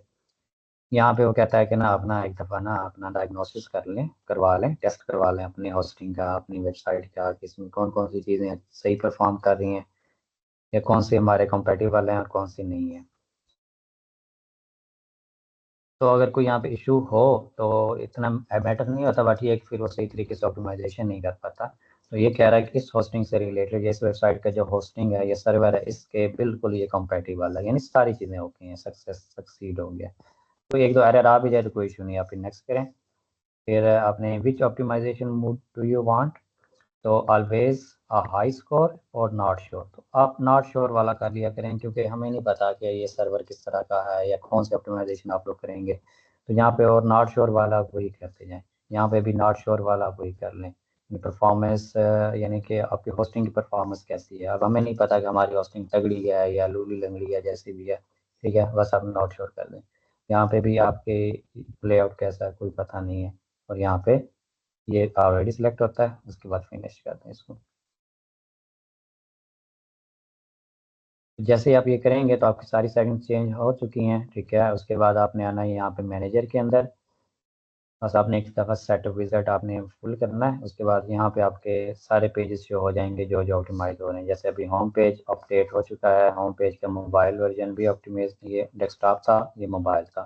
ठीक है, डेस्कटॉप पे भी कोई चेंजेस नहीं है, वो बाद में हो जाएंगे। फिर ये पोस्ट कर रहा है हेलो वर्ल्ड वाली को, इस तरह ये सारे 1 बाय 1 पेजेस को करेगा अच्छे तरीके से। अच्छा, तो अब अगर फर्स्ट अगर आप चेंजेस करते हैं इस वेबसाइट के अंदर, और इसके कैशे, ये अभी कैशे स्टोर हो रहे हैं ना सारे, और कैशे इसमें आ जाते हैं, और यहाँ पे तो इसका ऑप्शन नहीं है, यानी कि कैशे क्लियर करने वाला। और आपकी वेबसाइट, और ये प्लगइन ऐसा है कि इसके कैशे बड़े स्ट्रॉन्ग है, यानी अगर आप कोई चेंजेस करते हैं तो जहाँ पे लॉगिन होंगे वहाँ पे तो वो चेंजेस नज़र आएंगी, लेकिन फ्रंट एंड पे या इनकॉग्निटो के अंदर वो चेंजेस नहीं नज़र आएंगी। जैसे अभी मैं फर्स्ट इसको करता हूँ और होम पेज पे कोई भी चेंज करूँगा, तो यहाँ पे वो शो नहीं होगी, क्योंकि वो कैशे स्टोर हो जाते हैं ऑलरेडी। फिर आपने क्या करना होता है, यहाँ पे एक दफ़ा डिलीट कैशे करना होता है। एक दफ़ा आप डिलीट कैशे करेंगे, तो जितने भी कैशे स्टोर होंगे ब्राउज़र के अंदर और इसके अंदर, ठीक है, तो वो सारे एक दफ़ा डिलीट हो जाएंगे, और दोबारा से वो रिपॉपुलेट हो जाएंगे, रिवैलिडेट हो जाएंगे। ठीक है, तो आपको रिवैलिडेट करने की ज़रूरत नहीं है, खुद ही ये देखें हम दोबारा से फिर वो पेज उसको अपडेट कर रहा है। ओके, तो इस तरह। और अगर फर्स्ट ये कभी नहीं हो रहे होते तो इसको रिवैलिडेट कैसे करें, तो ये हो जाते हैं यहाँ से।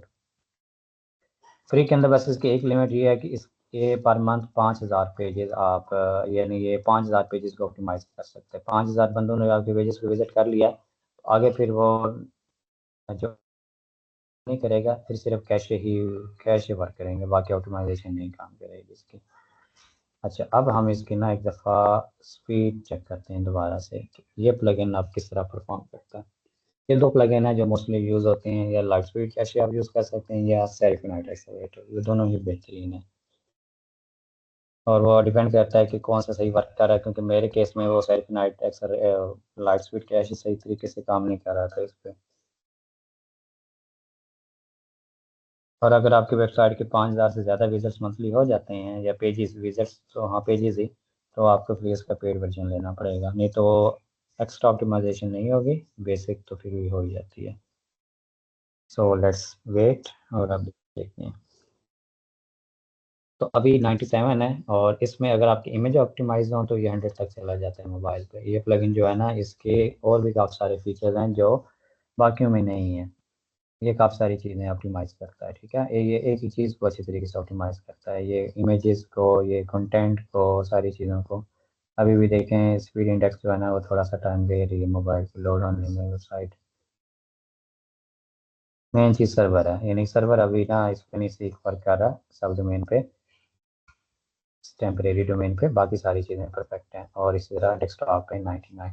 मैंने भी इसी तरह अपनी वेबसाइट को इसी से ऑप्टिमाइज़ किया हुआ फ्री से। इसके अभी देखते हैं। अच्छा, लोग पता क्या कहते हैं, लोग कहते हैं कि हम ना ज़्यादा एनिमेशन यूज़ करें तो वेबसाइट की स्पीड अच्छी नहीं रहती वगैरह वगैरह। मैंने आपको एक आई थिंक वेबसाइट दिखाई थी, और वो वेबसाइट थी गेट्स ब्लूम फ्लोरिस्ट वाली, आई थिंक सो कि मैंने दिखाई होगी। हाँ, ये ओपन की थी मैंने इस पे भी। ठीक है, अब ये देखें एक प्लगइन से आपकी वेबसाइट की स्पीड 70 से 90 प्लस हो गई, यानी 90 प्लस क्या, 97 प्लस हो, 98 हो गई है। अब ये देखें, ये वेबसाइट है हमारे पास, इसमें आप एनिमेशन चेक करें, फूल गिर रहे हैं, और इसमें हमारे पास काफ़ी सारे एनिमेशन बहुत ज़्यादा यूज़ की हुई हैं। ठीक है, अभी ये देखें हम किस में एनिमेशन यूज़ हुई पड़ी, इसमें होम पेज पे सबसे ज़्यादा एनिमेशन यूज़ हुई पड़ी है इसमें। और इमेजेस भी हैं, सब कुछ है। इसकी भी हम स्पीड अभी टेस्ट करेंगे, इसकी अभी डाउन है थोड़ी सी।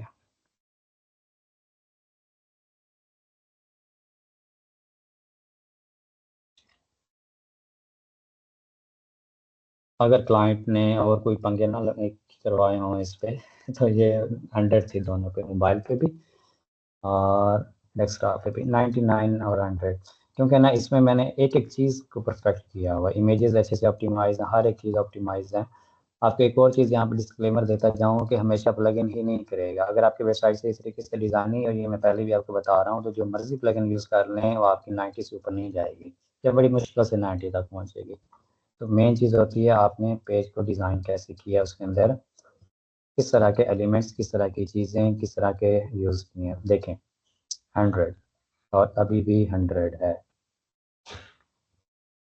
और नीचे देखें, ये मोबाइल पे 1.9, यानी 2 सेकंड से नीचे लोड हो तो अच्छी स्पीड होती है वैसे भी, ठीक है। और इसके अलावा डेस्कटॉप पे ये 0.7 सेकंड में ये लोड हो रही है।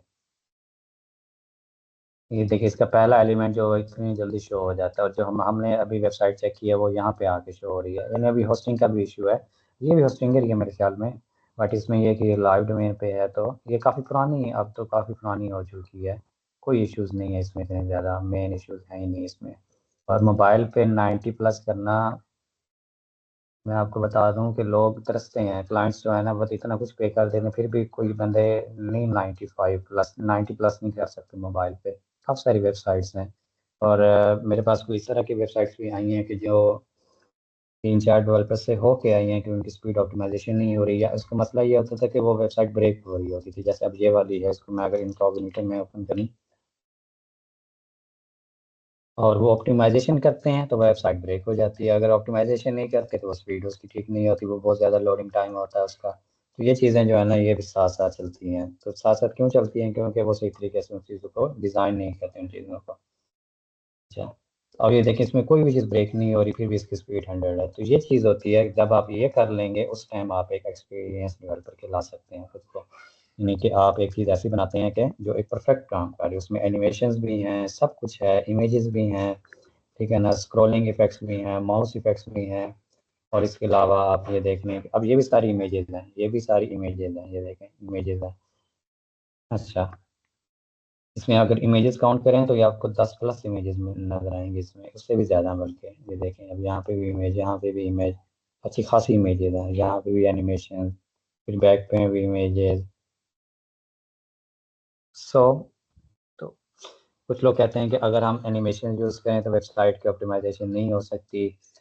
तो कुछ लोग कहते हैं कि अगर बस हो ही नहीं सकती वर्डप्रेस इस तरह की, वो वर्डप्रेस को के लाभ कहते हैं कि ये वर्डप्रेस ही ऐसी है, यानी वर्डप्रेस पे स्पीड ऑप्टिमाइजेशन हो ही नहीं सकती। हालांकि वर्डप्रेस का कसूर नहीं है ना, ये एलिमेंटर का कसूर है। लोग एलिमेंटर को भी कहते हैं कि एलिमेंटर जो है वो कोड ज़्यादा जनरेट करता है। तो इस तरह के बहाने वही बनाते हैं जो जिनको कुछ आता नहीं है, सीधी सी बात है बस। तो जिनको आता है वो उनके लिए ये चीज़ है 100 और लाइव वेबसाइट चल रही है। अच्छा, और मैं क्या देखा हूँ आप लोगों को, ठीक है। तो ये चीज़ है, उस पर आप इसके अंदर भी ना प्लगइन यही यूज़ हुआ पड़ा है। लेकिन वही मैं कह रहा हूँ कि आप प्लगइन चाहे आप जो मर्जी यूज़ कर लें। अभी मैंने कुछ ऐसी वेबसाइट भी देखी हैं जो मेरे पास आई हैं, जिन पे जो मर्जी प्लगइन यूज़ कर लें, जैसे मर्जी कर लें, उनकी स्पीड जो है ना वो 80 से ऊपर जाती ही नहीं है। यानी कि मोबाइल पे 80 तक और डेस्कटॉप पे 90-92 तक बस। क्यों? क्योंकि वो जिसने बनाई है बस, फिर मैं ऐसे क्लाइंट को यही कहता हूँ कि इसको ना रीडिज़ाइन करना पड़ेगा, उसके अलावा कोई सोल्यूशन नहीं है इस चीज़ का। इसलिए मैं यही आपको बताता रहता हूँ कि जब भी आपने वेबसाइट बनानी है तो बेस्ट प्रैक्टिस यूज़ करनी है, वरना कोई फ़ायदा नहीं है उसका। डब्ल्यूपी कोड का मैंने आप लोगों को ऑलरेडी बताया हुआ है। अच्छा, स्पीड ऑप्टिमाइजेशन के हवाले से कोई क्वेश्चन है तो वो पूछ लें। अभी के लिए प्लगइन से ही आपका काम चल जाएगा, लेकिन उस प्लगइन को भी वर्क करने के लिए आपको मैंने सारी चीज़ें बताई हुई हैं जो रिक्वायर्ड होती हैं। बाकी आप गूगल कर सकते हैं और चैट जीपीटी से पूछ सकते हैं कि बेटर स्पीड ऑप्टिमाइजेशन के लिए हमें कौन कौन सी चीज़ों को ज़ेर नज़र रखना होता है कि ये चीज़ अगर हम करेंगे तो स्पीड हमारी वेबसाइट की एलिमेंटर के अंदर या वर्डप्रेस की वेबसाइट की अच्छी रहेगी। यानी ये चीज़ें हमने करनी है, ये नहीं करनी। तो आपको बता देगा कि बेटर स्पीड ऑप्टिमाइजेशन के लिए आपको क्या करना चाहिए। इसमें एक और चीज़ भी होती है कि आप ना अपनी डोमेन को क्लाउडफ्लेयर के ऊपर ऐड कर सकते हैं। क्लाउडफ्लेयर एक सीरियन है।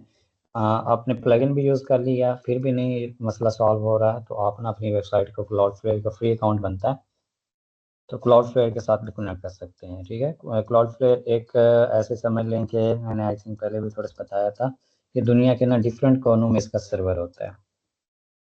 यानी कि अगर आप इस टाइम पाकिस्तान में बैठे हुए हैं और आपका यूज़र आपकी वेबसाइट को यूएसए के अंदर ओपन करता है, आप पाकिस्तान में हैं और आपने इंडिया का सर्वर चूज़ किया हुआ होस्टिंग के अंदर, तो फिर क्या होगा? यानी कि अब इंडिया और यूएसए में कितना ज़्यादा फासला हो जाता है। यानी कि जब वो रिक्वेस्ट यूएसए से बैठ के वो भेजेगा सर्वर को, तो सर्वर इंडिया के अंदर है तो वो टाइम लगेगा, जाहिर सी बात है, ठीक है ना, वो टाइम लगेगा रिक्वेस्ट प्रोसेस होने में, पहुँचने में, आने जाने में, सारा कुछ।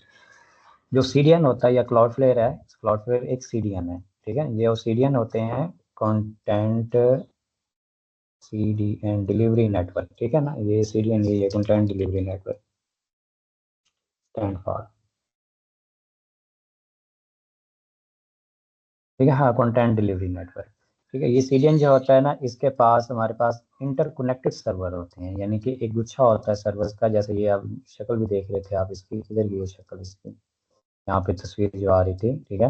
यहाँ पे डिफरेंट दुनिया के हर कोने के ऊपर ना वो सर्वर होते हैं। जब आप अपनी वेबसाइट इस पे कनेक्ट करेंगे, ऐड करेंगे क्लाउडफ्लेयर के ऊपर, तो जो यूएसए वाला बंदा होता है उसको यूएसए वाला सर्वर वो चीज़ प्रोवाइड करेगा, ठीक है। और इसके अलावा यानी कि फिर ऐसे नहीं होगा कि यूएसए के अंदर एक बंदा है और वो इंडिया वाला सर्वर उसको वो चीज़ रिक्वेस्ट भेजेगा या डाटा दिखाएगा, वो यूएसए वाला ही दिखा देगा और हमें अपने सर्वर की टेंशन ही नहीं है, ठीक है। वो अपने जो भी डाटा होगा वहाँ पे भी रख लेगा, लेकिन दुनिया के डिफरेंट कोनों के अंदर आपका डाटा चला जाएगा। तो जो नज़दीक तरीन उसको सर्वर पड़ेगा वहीं से उसको डाटा नज़र आ जाएगा, ठीक है। यहाँ पे आप इसको एक्सप्लोर कर सकते हैं, देखते हैं कि इसमें कौन कौन सी चीज़ें आप देख सकते हैं। उसके अलावा CDN के अंदर अपनी अब ऑप्टिमाइजेशन होती है, अपनी इमेज ऑप्टिमाइजेशन और भी काफ़ी सारी चीज़ें हैं जो इसके अंदर होती हैं बिल्ट इन, जिससे आपकी वेबसाइट की स्पीड ऑप्टिमाइजेशन बेटर हो सकती है। और ये लाइव वेबसाइट पे ही काम करेगा, लाइव डोमेन पे ही, और आपको जो डोमेन के नेम सर्वर होते हैं वो इसके साथ कनेक्ट करने पड़ते हैं, या आप DNS सर्वर आप चेंज कर सकते हैं, DNS रिकॉर्ड चेंज कर सकते हैं, या name server he I think change करने पड़ते हैं, ठीक है। वो चेंज करके आप इसके साथ कनेक्ट करते हैं, फिर इस CDN से आप अपनी होस्टिंग के साथ वेबसाइट को कनेक्ट करते हैं, यानी ये आपका ना बन जाता है। इसमें 3 चीज़ें आ जाती हैं, मुझे ना इसकी कुछ शक्ल आज नज़र आ रही थी ना, तस्वीर। वैसे तो डायरेक्टली आप जब भी वेबसाइट को एक्सेस करते हैं, तो डोमेन इंटर करते हैं, तो डोमेन डाटा कहाँ लेके जाती है, डायरेक्ट होस्टिंग यानी सर्वर पर। लेकिन जो सीडीएन है वो क्या करता है, आप होस्टिंग, हाँ, विदाउट सीडीएन, विद सीडीएन, जब आपने डोमेन एंटर की ब्राउज़र के अंदर, तो ब्राउज़र जो है वो यानी पहले रिक्वेस्ट जाएगी सीडीएन के पास, ठीक है ना। सीडीएन जो है फिर वो रिक्वेस्ट भेजेगा सर्वर के पास, इस तरह वो दरमियान में सीडीएन आ जाता है। गूगल पे आप इसको अच्छे तरीके से समझ सकते हैं, काफ़ी सारी चीज़ें हैं इसमें। हाउ डज सीडीएन वर्क, ठीक है। विदाउट सीडीएन ये देखें बहुत ज़्यादा फासला हो रहा है, 3 सेकंड ले रही है, यानी कि रिक्वेस्ट, यूज़र रिक्वेस्ट करता है सर्वर तक पहुंचने में 3 सेकंड लगे। लेकिन विद सीडीएन जो ये देखें, अब डिफरेंट एक सर्वर मेन सर्वर आता है, और उसके अंदर जो है ना वो छोटे छोटे सर्वर हो जाते हैं जहाँ पे आपका डाटा पड़ा होता है। जो यूज़र के नज़दीक जितने सर्वर होगा वो इसको डाटा प्रोवाइड कर देगा, उसमें टाइम भी कम लगेगा। तो बस ये इसका सिंपल सा ओवरव्यू है। अच्छा, सीडीएन अगर फिर भी स्पीड ऑप्टिमाइज नहीं हो रही, तो फिर आप अपनी डोमेन को सीडीएन के साथ कनेक्ट करें, और उस सीडीएन से आप होस्टिंग के साथ कनेक्ट करें, तो ये भी हो सकता है। तो ये फ्यूचर में हम इसमें ना डेडिकेट, क्योंकि ये बहुत लंबा टॉपिक है और भी काफ़ी सारी हैं चीज़ें, तो उसमें ना हमने ये सारी चीज़ें कवर करेंगे सीडीएन भी इंशाल्लाह। अच्छा, WP कोड जो है प्लगइन आप ऐड कर सकते हैं, आई थिंक ऐड है पड़ा, हाँ ये WP कोड, ठीक है। इसमें आप कोई भी स्निपेट्स अगर आप ऐड करने होंगे आपने, तो इसके अंदर आप ऐड करेंगे। मिसाल के तौर पर आपने कोई भी कोड ऐड करना हो, यहाँ पे आप ऐड कर सकते हैं, जैसे CSS का ऐड किया हुआ, PHP का मैंने किया हुआ है, और ये जो ऑलरेडी 2 पहले थे ना, ये ग्लोबल स्टाइल्स मैंने ऐड किए थे इसके अंदर एक। ये भी कस्टम आपने कोड ऐड करना, तो बेटर ये है कि आपने उसको इस प्लगइन के अंदर ऐड करें, ज़्यादा बेहतर होता है। लोग थीम को एडिट करके करते हैं, थीम को कभी भी एडिट नहीं करना है। एक थोड़ा सा इश्यू हो गया तो वो ख़राब हो जाएगी वेबसाइट पूरी आपकी, और दोबारा रिकवर नहीं हो पाएगी, बहुत मुश्किल हो जाएगी। दूसरा ये है कि अगर थीम अपडेट होता है तो वो कोड आपका ज़ाया हो जाता है, ठीक है। इसी तरह हेडर और फुटर का भी इसके अंदर अवेलेबल है, आपने कोई भी स्क्रिप्ट हेडर के अंदर ऐड करना हो, यहाँ से आप ऐड कर सकते हैं, बॉडी के अंदर भी, फुटर के अंदर भी। तो इसमें काफ़ी सारे फीचर्स हैं आप लोगों के लिए। और फिर नेक्स्ट जो है हम फिर देखेंगे बैकअप और वो बाकी सारी चीज़ें हैं, बल्कि बैकअप कर ही लेते हैं। बैकअप बहुत ज़्यादा ज़रूरी होते हैं वेबसाइट के लिए, और जब भी आप कुछ चेंजेस करें, या एक वेबसाइट अगर फर्स्ट करें आपने बनाई है और आपने सारी चेंजेस कर दी हैं, फाइनल कर दी वेबसाइट, तो कोशिश करें सबसे पहले लाइव करके उसका बैकअप ज़रूर लें आप एक दफ़ा, या उससे पहले भी आप ले सकते हैं। अब बैकअप के लिए जो है हम सिंपली, और बैकअप ज़रूरी क्यों है, क्योंकि हो सकता है कि आपने कुछ चेंजेस किए और आपकी वेबसाइट ख़राब होगी, फिर भी इशू हुआ, कुछ डिलीट हो गया गलती से किसी से भी, तो बैकअप आपके पास होना ज़रूरी है। कम से कम आपके पास एक ऐसा बैकअप तो हो जो लेटेस्ट हो और इसमें ज़्यादा चेंजेस ना हुई हो, वरना फर्स्ट के लिए आपने 1 महीने पहले का बैकअप आपके पास है, और 1 महीने उसके बाद जो नेक्स्ट मंथ था उसके अंदर आपने काफ़ी सारी चेंजेस की और लेकिन बैकअप नहीं लिया आपने, और 1 महीने बाद कोई इशू हो जाता है और आपके पास बैकअप नहीं है, तो फिर भी आपके लिए इशू, क्योंकि जब आप वो पुराना बैकअप रिस्टोर करेंगे तो नई चेंजेस आपके पास फिर ज़ाया हो जाएंगी। इसी तरह जो होस्टिंग होती है, होस्टिंग के अंदर भी ऑप्शन होता है बैकअप का। जैसे यहाँ पे हम डैशबोर्ड के अंदर जाएं किसी भी वेबसाइट पे, इसको रिफ्रेश करना पड़ेगा, आ गया, ठीक है। यहाँ पे बैकअप्स पे क्लिक करें, तो जो भी वेबसाइट है आप यहाँ पे देख सकते हैं। जो आपका प्लान है, हमारे पास बिजनेस प्लान है, तो इस वजह से यहाँ पे डेली बैकअप होते हैं, डेली बैकअप ये ले रहा है ऑटोमेटिकली। फाइल के बैकअप भी ऑटोमेटिक हो रहे हैं, ठीक है, और डाटाबेस के भी ऑटोमेटिक हो रहे हैं, ठीक है। और यहाँ पे आप नया बैकअप भी जनरेट करना चाहते हैं, यानी अभी फर्स्ट करें आपने कोई चीज़ करनी है, यानी कुछ पंगा लेना है वेबसाइट के अंदर, ठीक है, या कुछ ऑप्टिमाइजेशन करनी है। जैसे अभी हमने डाटाबेस को ऑप्टिमाइज़ किया था अभी थोड़ी देर पहले, तो डाटाबेस को ऑप्टिमाइज़ करने से भी पहले यानी इस तरह की जो भी आपने ऑप्टिमाइजेशन करनी है या स्पीड ऑप्टिमाइजेशन के लिए आप प्लगइन वगैरह देख रहे हैं, तो उससे पहले भी आपने एक दफ़ा बैकअप लेना है। यानी जो भी आपने इस तरह का कोई भी कारनामा सरअंजाम देना हो, तो उससे पहले बैकअप ज़रूरी है, वरना आपकी वेबसाइट जो है वो ब्रेक हो सकती है, कुछ भी हो सकता है। तो बैकअप होगा तो आप उस बैकअप को दोबारा रिस्टोर कर लेंगे। अच्छा, यहाँ पे होस्टिंग के अंदर बैकअप है, यहाँ से आप अभी अगर आपको बैकअप लेना है तो यहाँ से आप बैकअप ले भी सकते हैं, ठीक है। और डेली बैकअप वैसे भी ऑटोमेटिक हो रहे होते हैं, और कुछ होस्टिंग वाले बैकअप प्रोवाइड नहीं भी करते, कुछ वीकली प्रोवाइड करते हैं। इसी तरह होस्टिंग के अंदर भी जो डिफरेंट प्लान है, कुछ वीकली होते हैं, कुछ डेली होते हैं, बट इसमें डेली का अवेलेबल है। यानी अगर आपने वहाँ से मैनुअली बैकअप नहीं भी लिया, यहाँ होस्टिंग के ऊपर आपको मिल जाते हैं, तो परेशान नहीं होना। फिर आप होस्टिंग से कॉन्टैक्ट करें, होस्टिंग यहाँ से भी आप रिस्टोर कर सकते हैं। जैसे ये डेली बैकअप हो रहे हैं ना, ये देखिए, अगर आपको 8 तारीख का करना है तो 8 का आप यहाँ से रिस्टोर कर सकते हैं। आज 8 है, 9 है, 8 है। अगर आपने आज फर्ज करें कोई ऐसी गड़बड़ कर दी जो जिससे वेबसाइट आपकी ख़राब हो गई है, ब्रेक हो रही है, तो आप 7 का यहाँ पे करके रिस्टोर कर सकते हैं, ठीक है। तो वो 7 डेट का बैकअप रिस्टोर हो जाएगा। फिर जो 8 यानी आज जो मैंने चेंजेस किए हैं वो सारी ख़त्म हो जाएंगी फिर, क्योंकि 7 तक जितनी भी चेंजेस की थी वो मेरे पास सेव हैं। 7 के बाद जो बाद में चेंजेस होंगी वो इसके अंदर इंक्लूड नहीं होंगी, ठीक है। तो इस तरह हम ये डेली बैकअप वाला इसके अंदर ऑप्शन अवेलेबल है। मैनुअली फिर आप ड्रॉप यूज़ कर सकते हैं, प्लगइन जो है डब्ल्यूपी वीवर्ड यूज़ कर सकते हैं, all in one migration use कर सकते हैं, डब्ल्यूपी बैकअप माइग्रेशन यूज़ कर सकते हैं। ये तीनों तकरीबन बेहतरीन चलती हैं वैसे भी, ठीक है। और मैं जो है वो प्रेफर यूज़ करती हूँ, कोई ये दो जो हैं, बैकअप माइग्रेशन और डब्ल्यूपी वीवर्ड, ये दोनों में से आप कोई सा भी यूज़ कर सकते हैं। अभी मैं डब्ल्यूपी वीवर्ड को कर लेता हूँ।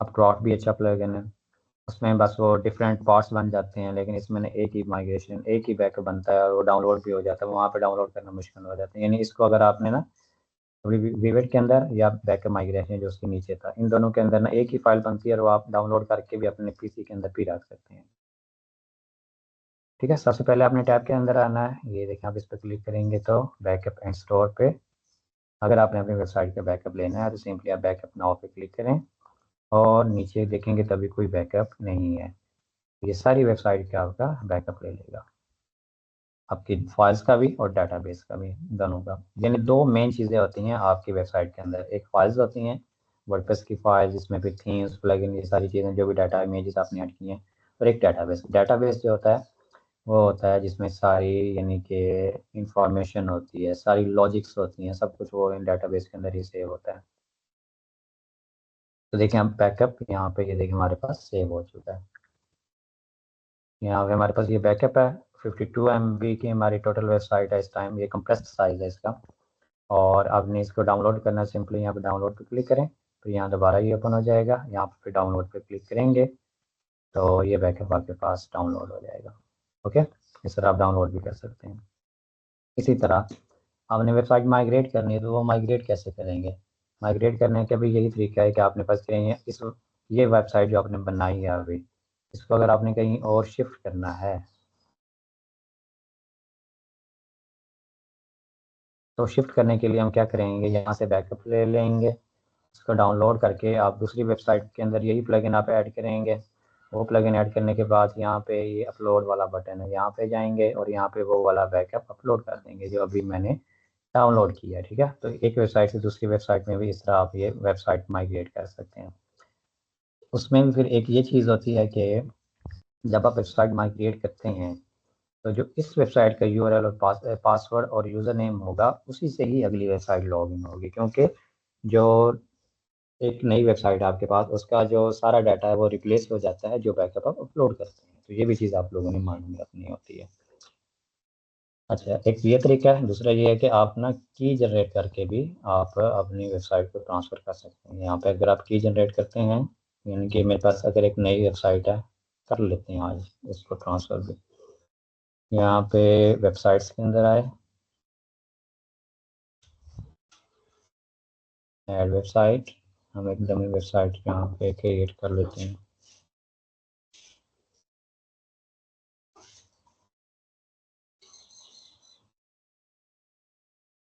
अब ना मैंने इनको ना, मैंने एक वेबसाइट में नई बना रहा हूँ और मैं चाहता हूँ कि उस नई वेबसाइट पे इस वेबसाइट को मूव करूँ, ठीक है।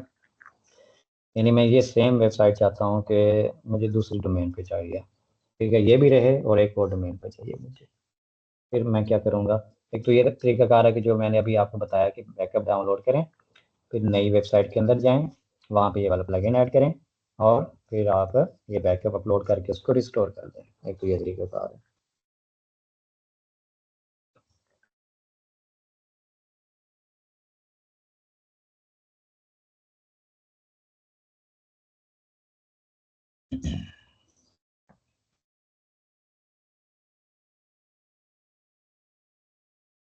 ठीक है, दूसरा तरीकाकार हम अभी देखते हैं कि इसको ना बगैर बैकअप डाउनलोड किए भी हम इसको ट्रांसफर कर सकते हैं एक वेबसाइट पर दूसरी में।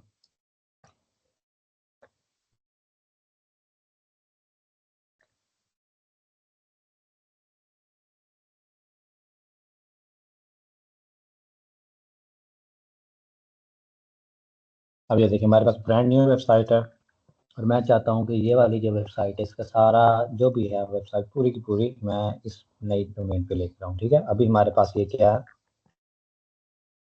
फुल्ली ब्लैंक, ठीक है। सिंपली आपने क्या करना है, प्लगइन्स के अंदर आए, ऐड न्यू प्लगइन ऐड करें, जो पहले प्लगइन है वो आप रिमूव कर सकते हैं। और ये डब्ल्यू पी वीवर्ड हम यूज़ कर रहे हैं तो डब्ल्यू पी वीवर्ड सर्च करें, इंस्टॉल करें।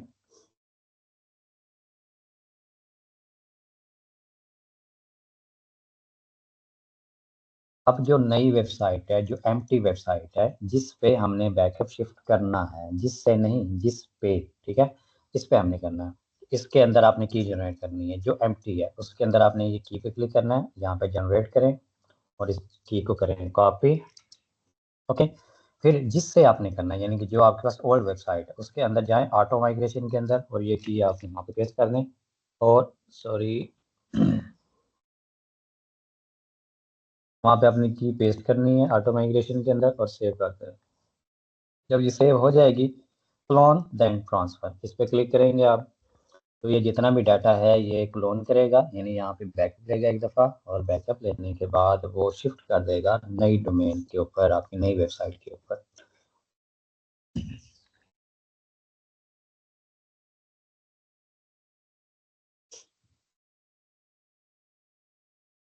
अभी ये बैकअप हो गया एक दफ़ा, अब ये अपलोड करेगा। अभी ये जो है ना वो इस वेबसाइट के ऊपर अपलोड कर रहा है, चॉकलेट के ऊपर, चॉकलेट हो भी गया, कमाल है।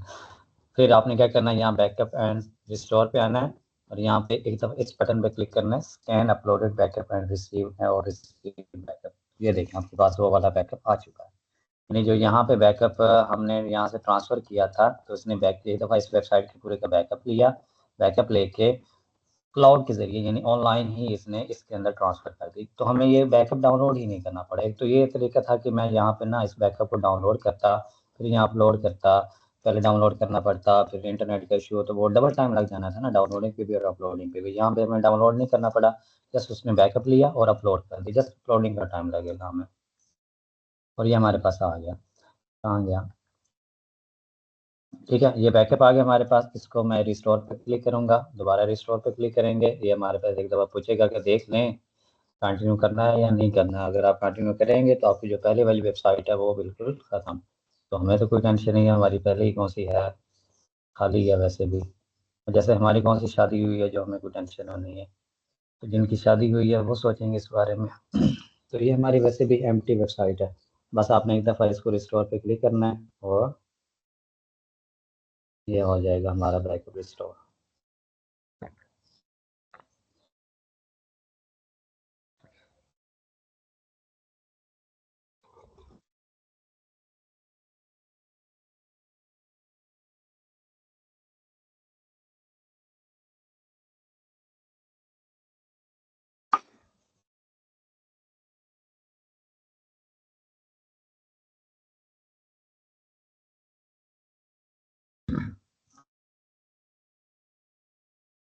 अच्छा, तो ये बैकअप इस तरह आप ना एक वेबसाइट से दूसरी वेबसाइट पे शिफ्ट कर सकते हैं, पूरी की पूरी वेबसाइट, उसके अंदर डाटाबेस भी सब कुछ आ जाता है।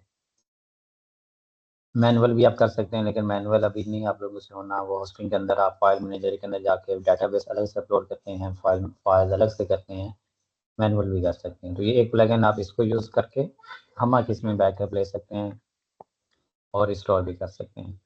और इस तरह बैकअप डाउनलोड करके अपने पास रख भी सकते हैं। हो सकता है कभी आपको ज़रूरत पड़े तो ये आपके पास अवेलेबल भी हो। फिर दोबारा से क्यों इस तरह हो जाता है?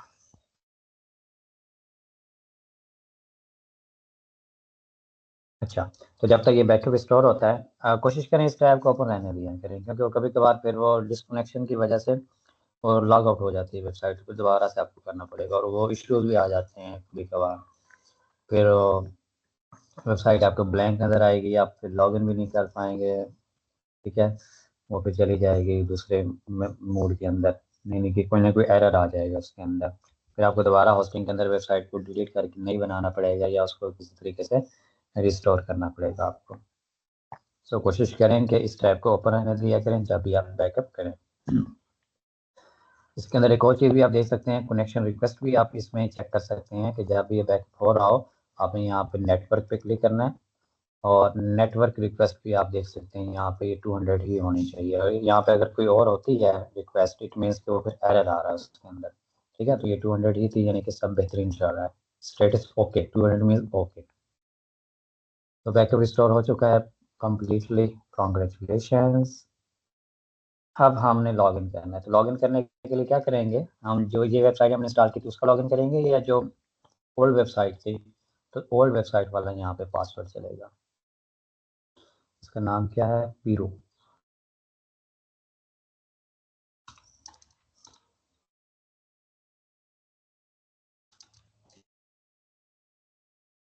पीरू पीरू पीरू पीरू पीरू पीरू ये वाली है। ठीक, इसका मेल कॉपी करें और इसका पासवर्ड तो जाना पहचाना ही लग रहा है मुझे। सो हम आएंगे यहाँ। अच्छा, एक दफ़ा यहाँ पे विजिट भी कर देते हैं ना हम। ये नहीं होगी रिस्टोर, एग्जैक्टली वही वेबसाइट हमारे पास अब आ चुकी है।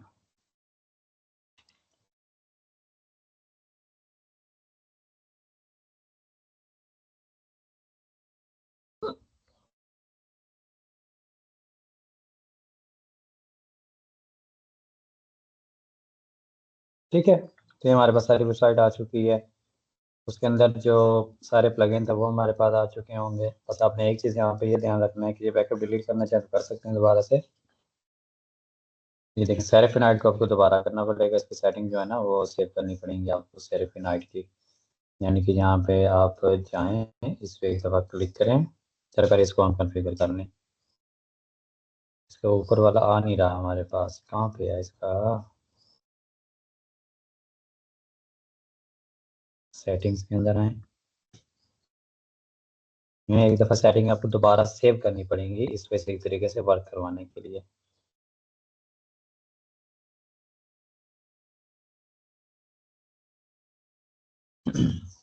begin set wizard और next next next next next next next करते जाएं। ऑलरेडी सेटिंग सेम है पहले ही हमारी। ये नहीं, ठीक है, अब वो मसला सॉल्व हो गया आपका।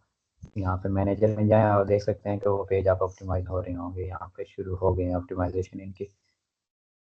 अच्छा, अब आप आए हैं प्लगइन्स के अंदर और जो प्लगइन एक्स्ट्रा थे ना जो बाय डिफॉल्ट होस्टिंगर जब हम वेबसाइट नहीं ऐड करते हैं तो वो ऐड हो जाते हैं, वो डीएक्टिवेट हो गए लेकिन अंदर ही रह जाते हैं। ये इनको आप डिलीट कर सकते हैं करना चाहें तो। 1 2 3 4।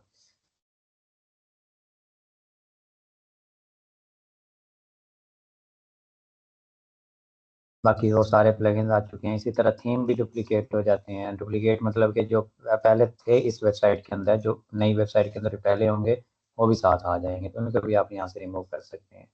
ठीक है, तो इस तरह ये हमारा बैकअप भी मुकम्मल हो चुका है।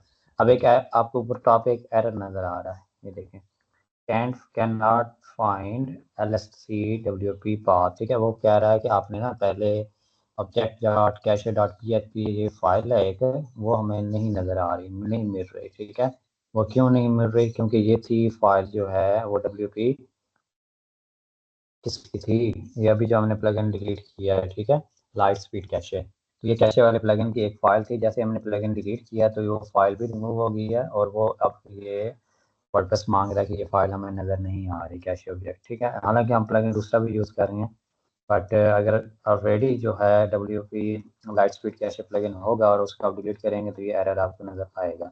ऐसे तो इसका इतना ज़्यादा इम्पैक्ट नहीं है, ये नुकसान नहीं है, बट हम ना इसको एक दफ़ा ChatGPT से पूछते हैं कि इस मसले से कैसे जान छुड़ाएं।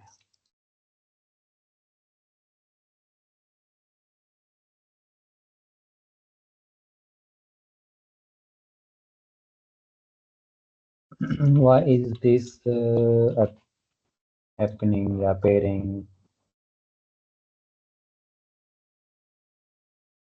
सॉरी शिफ्ट दबा के मुझे करना था, तो हम दोबारा इसको लिख देते हैं, ये वाला। इस तरह की चीज़ें आप जब तक सीखेंगे नहीं, समझेंगे नहीं, तब तक आपको समझ नहीं आनी, ठीक है।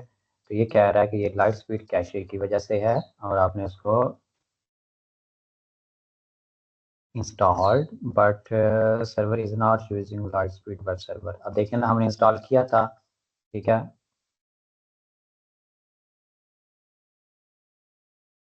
ठीक है। Object cache file left behind by large, हाँ, यानी हमने इसको रिमूव किया। हमारा इशू ये वाला है कि वो लेफ्ट बाय यानी पीछे रह गई है, ठीक है, या लिंक सही तरीके से नहीं हो पाएगी। इसको फिक्स कैसे करना है? प्लगइन इंस्टॉल प्लगइन में जाएं, deactivate and delete light speed cache plugin, install the plugin, ठीक है, it will automatically regenerate the plugin, ठीक है। हमने तो उसको यूज़ नहीं करना अभी के लिए, बट फिर भी वो फाइल उसके ना भी पीछे रह गई है फालतू में, इस वजह से ये इशू समझ लीजिए आ रहा है सिंपली। नहीं तो मैनुअली अगर इसको रिमूव करना है तो फिर हम क्या करेंगे? फिर आपने क्या करना है, फिर आप जाएं इस होस्टिंग के अंदर,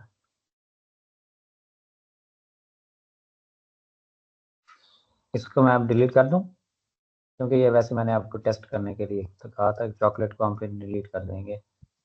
ये हमने ट्रांसफ़र कर ली वेबसाइट और बिल्कुल परफेक्टली हमारी यानी कि ट्रांसफ़र भी होगी वेबसाइट, माइग्रेशन इसको कहते हैं, ठीक है। तो डिलीट करनी है, सिंपली यहाँ पे क्लिक करें, ये डिलीट कर दें।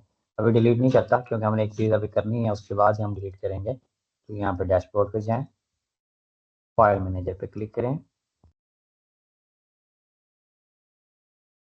इंस्ट्रक्शन में ये वाली मुझे पता है कैसे करना है, लेकिन मैं आप लोगों को बता रहा हूँ। यानी कि पहला तो ये था कि हमने ना अगर प्लगइन यूज़ करना है तो उसको प्लगइन को डीएक्टिवेट, डिलीट और दोबारा इंस्टॉल करें तो ये मसला सॉल्व हो जाएगा। लेकिन हमने प्लगइन ही नहीं यूज़ करना, हमने प्लगइन को रिमूव किया तब ये इशू आया है ना। तो हम दूसरा ऑप्शन इसको मैनुअली रीसेट या रिमूव करते हैं। तो हमने इसको रिमूव करना है सिंपल, ठीक है। तो वो कह रहा है कि फाइल मैनेजर के अंदर जाएँ, तो मैं सिंपली यहाँ से ये देखें इसके फाइल मैनेजर, इसी वेबसाइट के फाइल मैनेजर के अंदर गया, ये चॉकलेट वाली पे, ठीक है। फाइल मैनेजर के अंदर मैं एंटर हुआ, यहाँ पे पब्लिक HTML के अंदर मैं गया, और यहाँ पे वो कह रहा है ये फाइल मैनेजर के अंदर, ये FTP भी इसको कहते हैं, पब्लिक HTML के अंदर फिर WP कंटेंट आएगा। पब्लिक HTML के अंदर WP कंटेंट के अंदर जाएँ और यहाँ पे आपने फाइंड आउट करना है ये वाली file, WP content object cache object dash cache dot PHP, ठीक है। तो अभी एंड पे देख लें, अगर आपको ये नज़र आ रही है, देखें ये नज़र आ रही है, तो इसको राइट क्लिक करें और इसको डिलीट कर दें। अभी 1 मिनट पहले पढ़ लें, पहले सारी चीज़ें पढ़ा करें फिर एक्शन लिया करें। ऐसे ना हो कि वो कुछ और समझाने की कोशिश कर रहा हो, आप लोगों को पहले ही करके बैठे हों, ठीक है। डिलीट द फाइल, तो उसके बाद आपने इसको डिलीट करना है। तो ये फिर आप एक दफ़ा पढ़ लिया सारे इंस्ट्रक्शन, फिर यानी कि ये हो जाएगा सेट। बस ठीक है, हमने इसको डिलीट ही करना है क्योंकि हमें ये प्लगइन ही नहीं यूज़ कर रहे, तो प्लगइन की वजह से ये फाइल ऑलरेडी लेफ्ट रह गई थी। अच्छा, एक और भी हम काम कर सकते थे इसके अंदर, और ये था कि हम कोई डेटाबेस क्लीनर, नहीं डेटाबेस क्लीनर से नहीं होना था ये, सॉरी। ओके, ये मसला अब हमारा सॉल्व हो चुका है, अब कोई भी इस तरह का इशू नज़र नहीं आएगा। अगर दोबारा वो प्लगइन लाइट स्पीड इंस्टॉल करता हूँ फिर ये फाइल आ जाएगी, फिर इस तरह आपको मैनुअली रिमूव करना पड़ेगा, ठीक है। ये आपकी पब्लिक अंडरस्कोर HTML के अंदर आपकी पूरी वेबसाइट की फाइल्स हैं, इसके अंदर आपकी पूरी वेबसाइट का डाटा है, ठीक है। एक ये इसका पोर्शन होता है और एक डाटाबेस होता है, ये दो चीज़ें होती हैं आपकी वेबसाइट के अंदर। एक ये फाइल्स, वर्डप्रेस की फाइल्स, और वर्डप्रेस की फाइल के अंदर जैसे WP कंटेंट के अंदर हम जाते हैं, इसमें के अंदर ये मस्ट यूज़ प्लगइन्स हैं, फिर प्लगइन्स हैं, थीम्स हैं, ये सारी चीज़ें। जैसे प्लगइन्स के अंदर मैं जाता हूँ, बहुत सारे प्लगइन आपको नज़र आएंगे जो हमने ऐड किए हुए हैं। तो यहाँ से आप प्लगइन को डीएक्टिवेट और डिलीट भी कर सकते हैं, कुछ डाउनलोड भी कर सकते हैं, उसके अंदर फाइल्स को भी आप रीड आउट कर सकते हैं। ठीक है। और ये है हमारे पास इसका डाटाबेस, ये वाला डाटाबेस इसको साइन हुआ पड़ा है। तो इसको अगर मैं इंटर PHP माई एडमिन करता हूँ तो ये दो ऐसे समझ लें कि वेबसाइट के दो मेन कंपोनेंट्स हैं। ठीक है, ये डाटाबेस है हमारी वेबसाइट का, इसके अंदर ये सारा डाटा है। और ये हमारे पास फाइल मैनेजर है जिसके अंदर सारी फाइल्स हैं। ओके, तो ये दो चीज़ें हैं, इनका भी थोड़ा बहुत पता होना चाहिए कि इसमें कौन कौन से हो सकते हैं। अब सिंपली मैं काम करता हूँ, इसको कर देते हैं हम डिलीट। वेबसाइट्स के अंदर जाएं, वेबसाइट लिस्ट,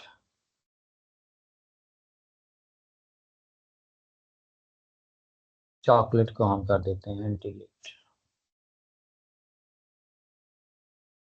जब वो डिलीट होगी तो वो वापस लाना मुश्किल हो जाएगा जब तक आपके पास बैकअप ना हो। तो वो बैकअप अगर ले लिया करें अगर आपको चाहिए हो तो। ओके, तो ये भी हो गया हमारे पास, बैकअप माइग्रेशन भी हमने कर ली, बैकअप एंड माइग्रेशन। ठीक है, WP Pivot भी यूज़ कर लिया, मैनुअल भी हम होस्टिंग से भी देख लिया कैसे करते हैं। उसके अलावा आप बाकी प्लगइन भी सेम ही होते हैं, बस वहाँ पे आपने देखना होता है उसका लेआउट कैसे। वहाँ पे बैकअप का भी ऑप्शन होता है, डाउनलोड का भी होता है, ठीक है, अपलोड का भी होता है, रिस्टोर का भी होता है, सारी चीज़ें हैं बस सेम टू सेम ही है। फिर जस्ट आपने लेआउट को देखना है कि किस तरह का है उनका। ओके, सिक्योरिटी जो है, सिक्योरिटी अभी हम इसको बाद में देखेंगे। सर्च इंजन ऑप्टिमाइजेशन ये हम बाद में करेंगे। मेंटेनेंस एंड सिक्योरिटी फिर देख लेंगे। इसमें बैकअप हमने देख लिया, maintenance and secure your WordPress website, dealing with spam, creating backups, plugging theme updates, site health check, content creation and management। ये ब्लॉगिंग का हो जाएगा, इसकी वैसे ज़रूरत तो नहीं है, ये वाले हो चुका है सारी चीज़ें। वर्डप्रेस परफॉर्मेंस ये दोबारा हम इतना डिटेल में देख लेंगे कभी ज़रूरत पड़ी तो, जब हम CDN वगैरह यूज़ करेंगे फिर ये हम बाद में दोबारा देख लेंगे। E commerce on WordPress, future trend, and ये तो वैसे मैंने बनवाया था तो इसमें जो चीज़ें ज़रूरी होंगी वो हम कर लेंगे। अच्छा, तो ये फिर सारे रीसेट क्यों हो गए हैं? चलिए ठीक हो गया फिर, काफ़ी आज के लिए। कोई क्वेश्चन है तो पूछ लें।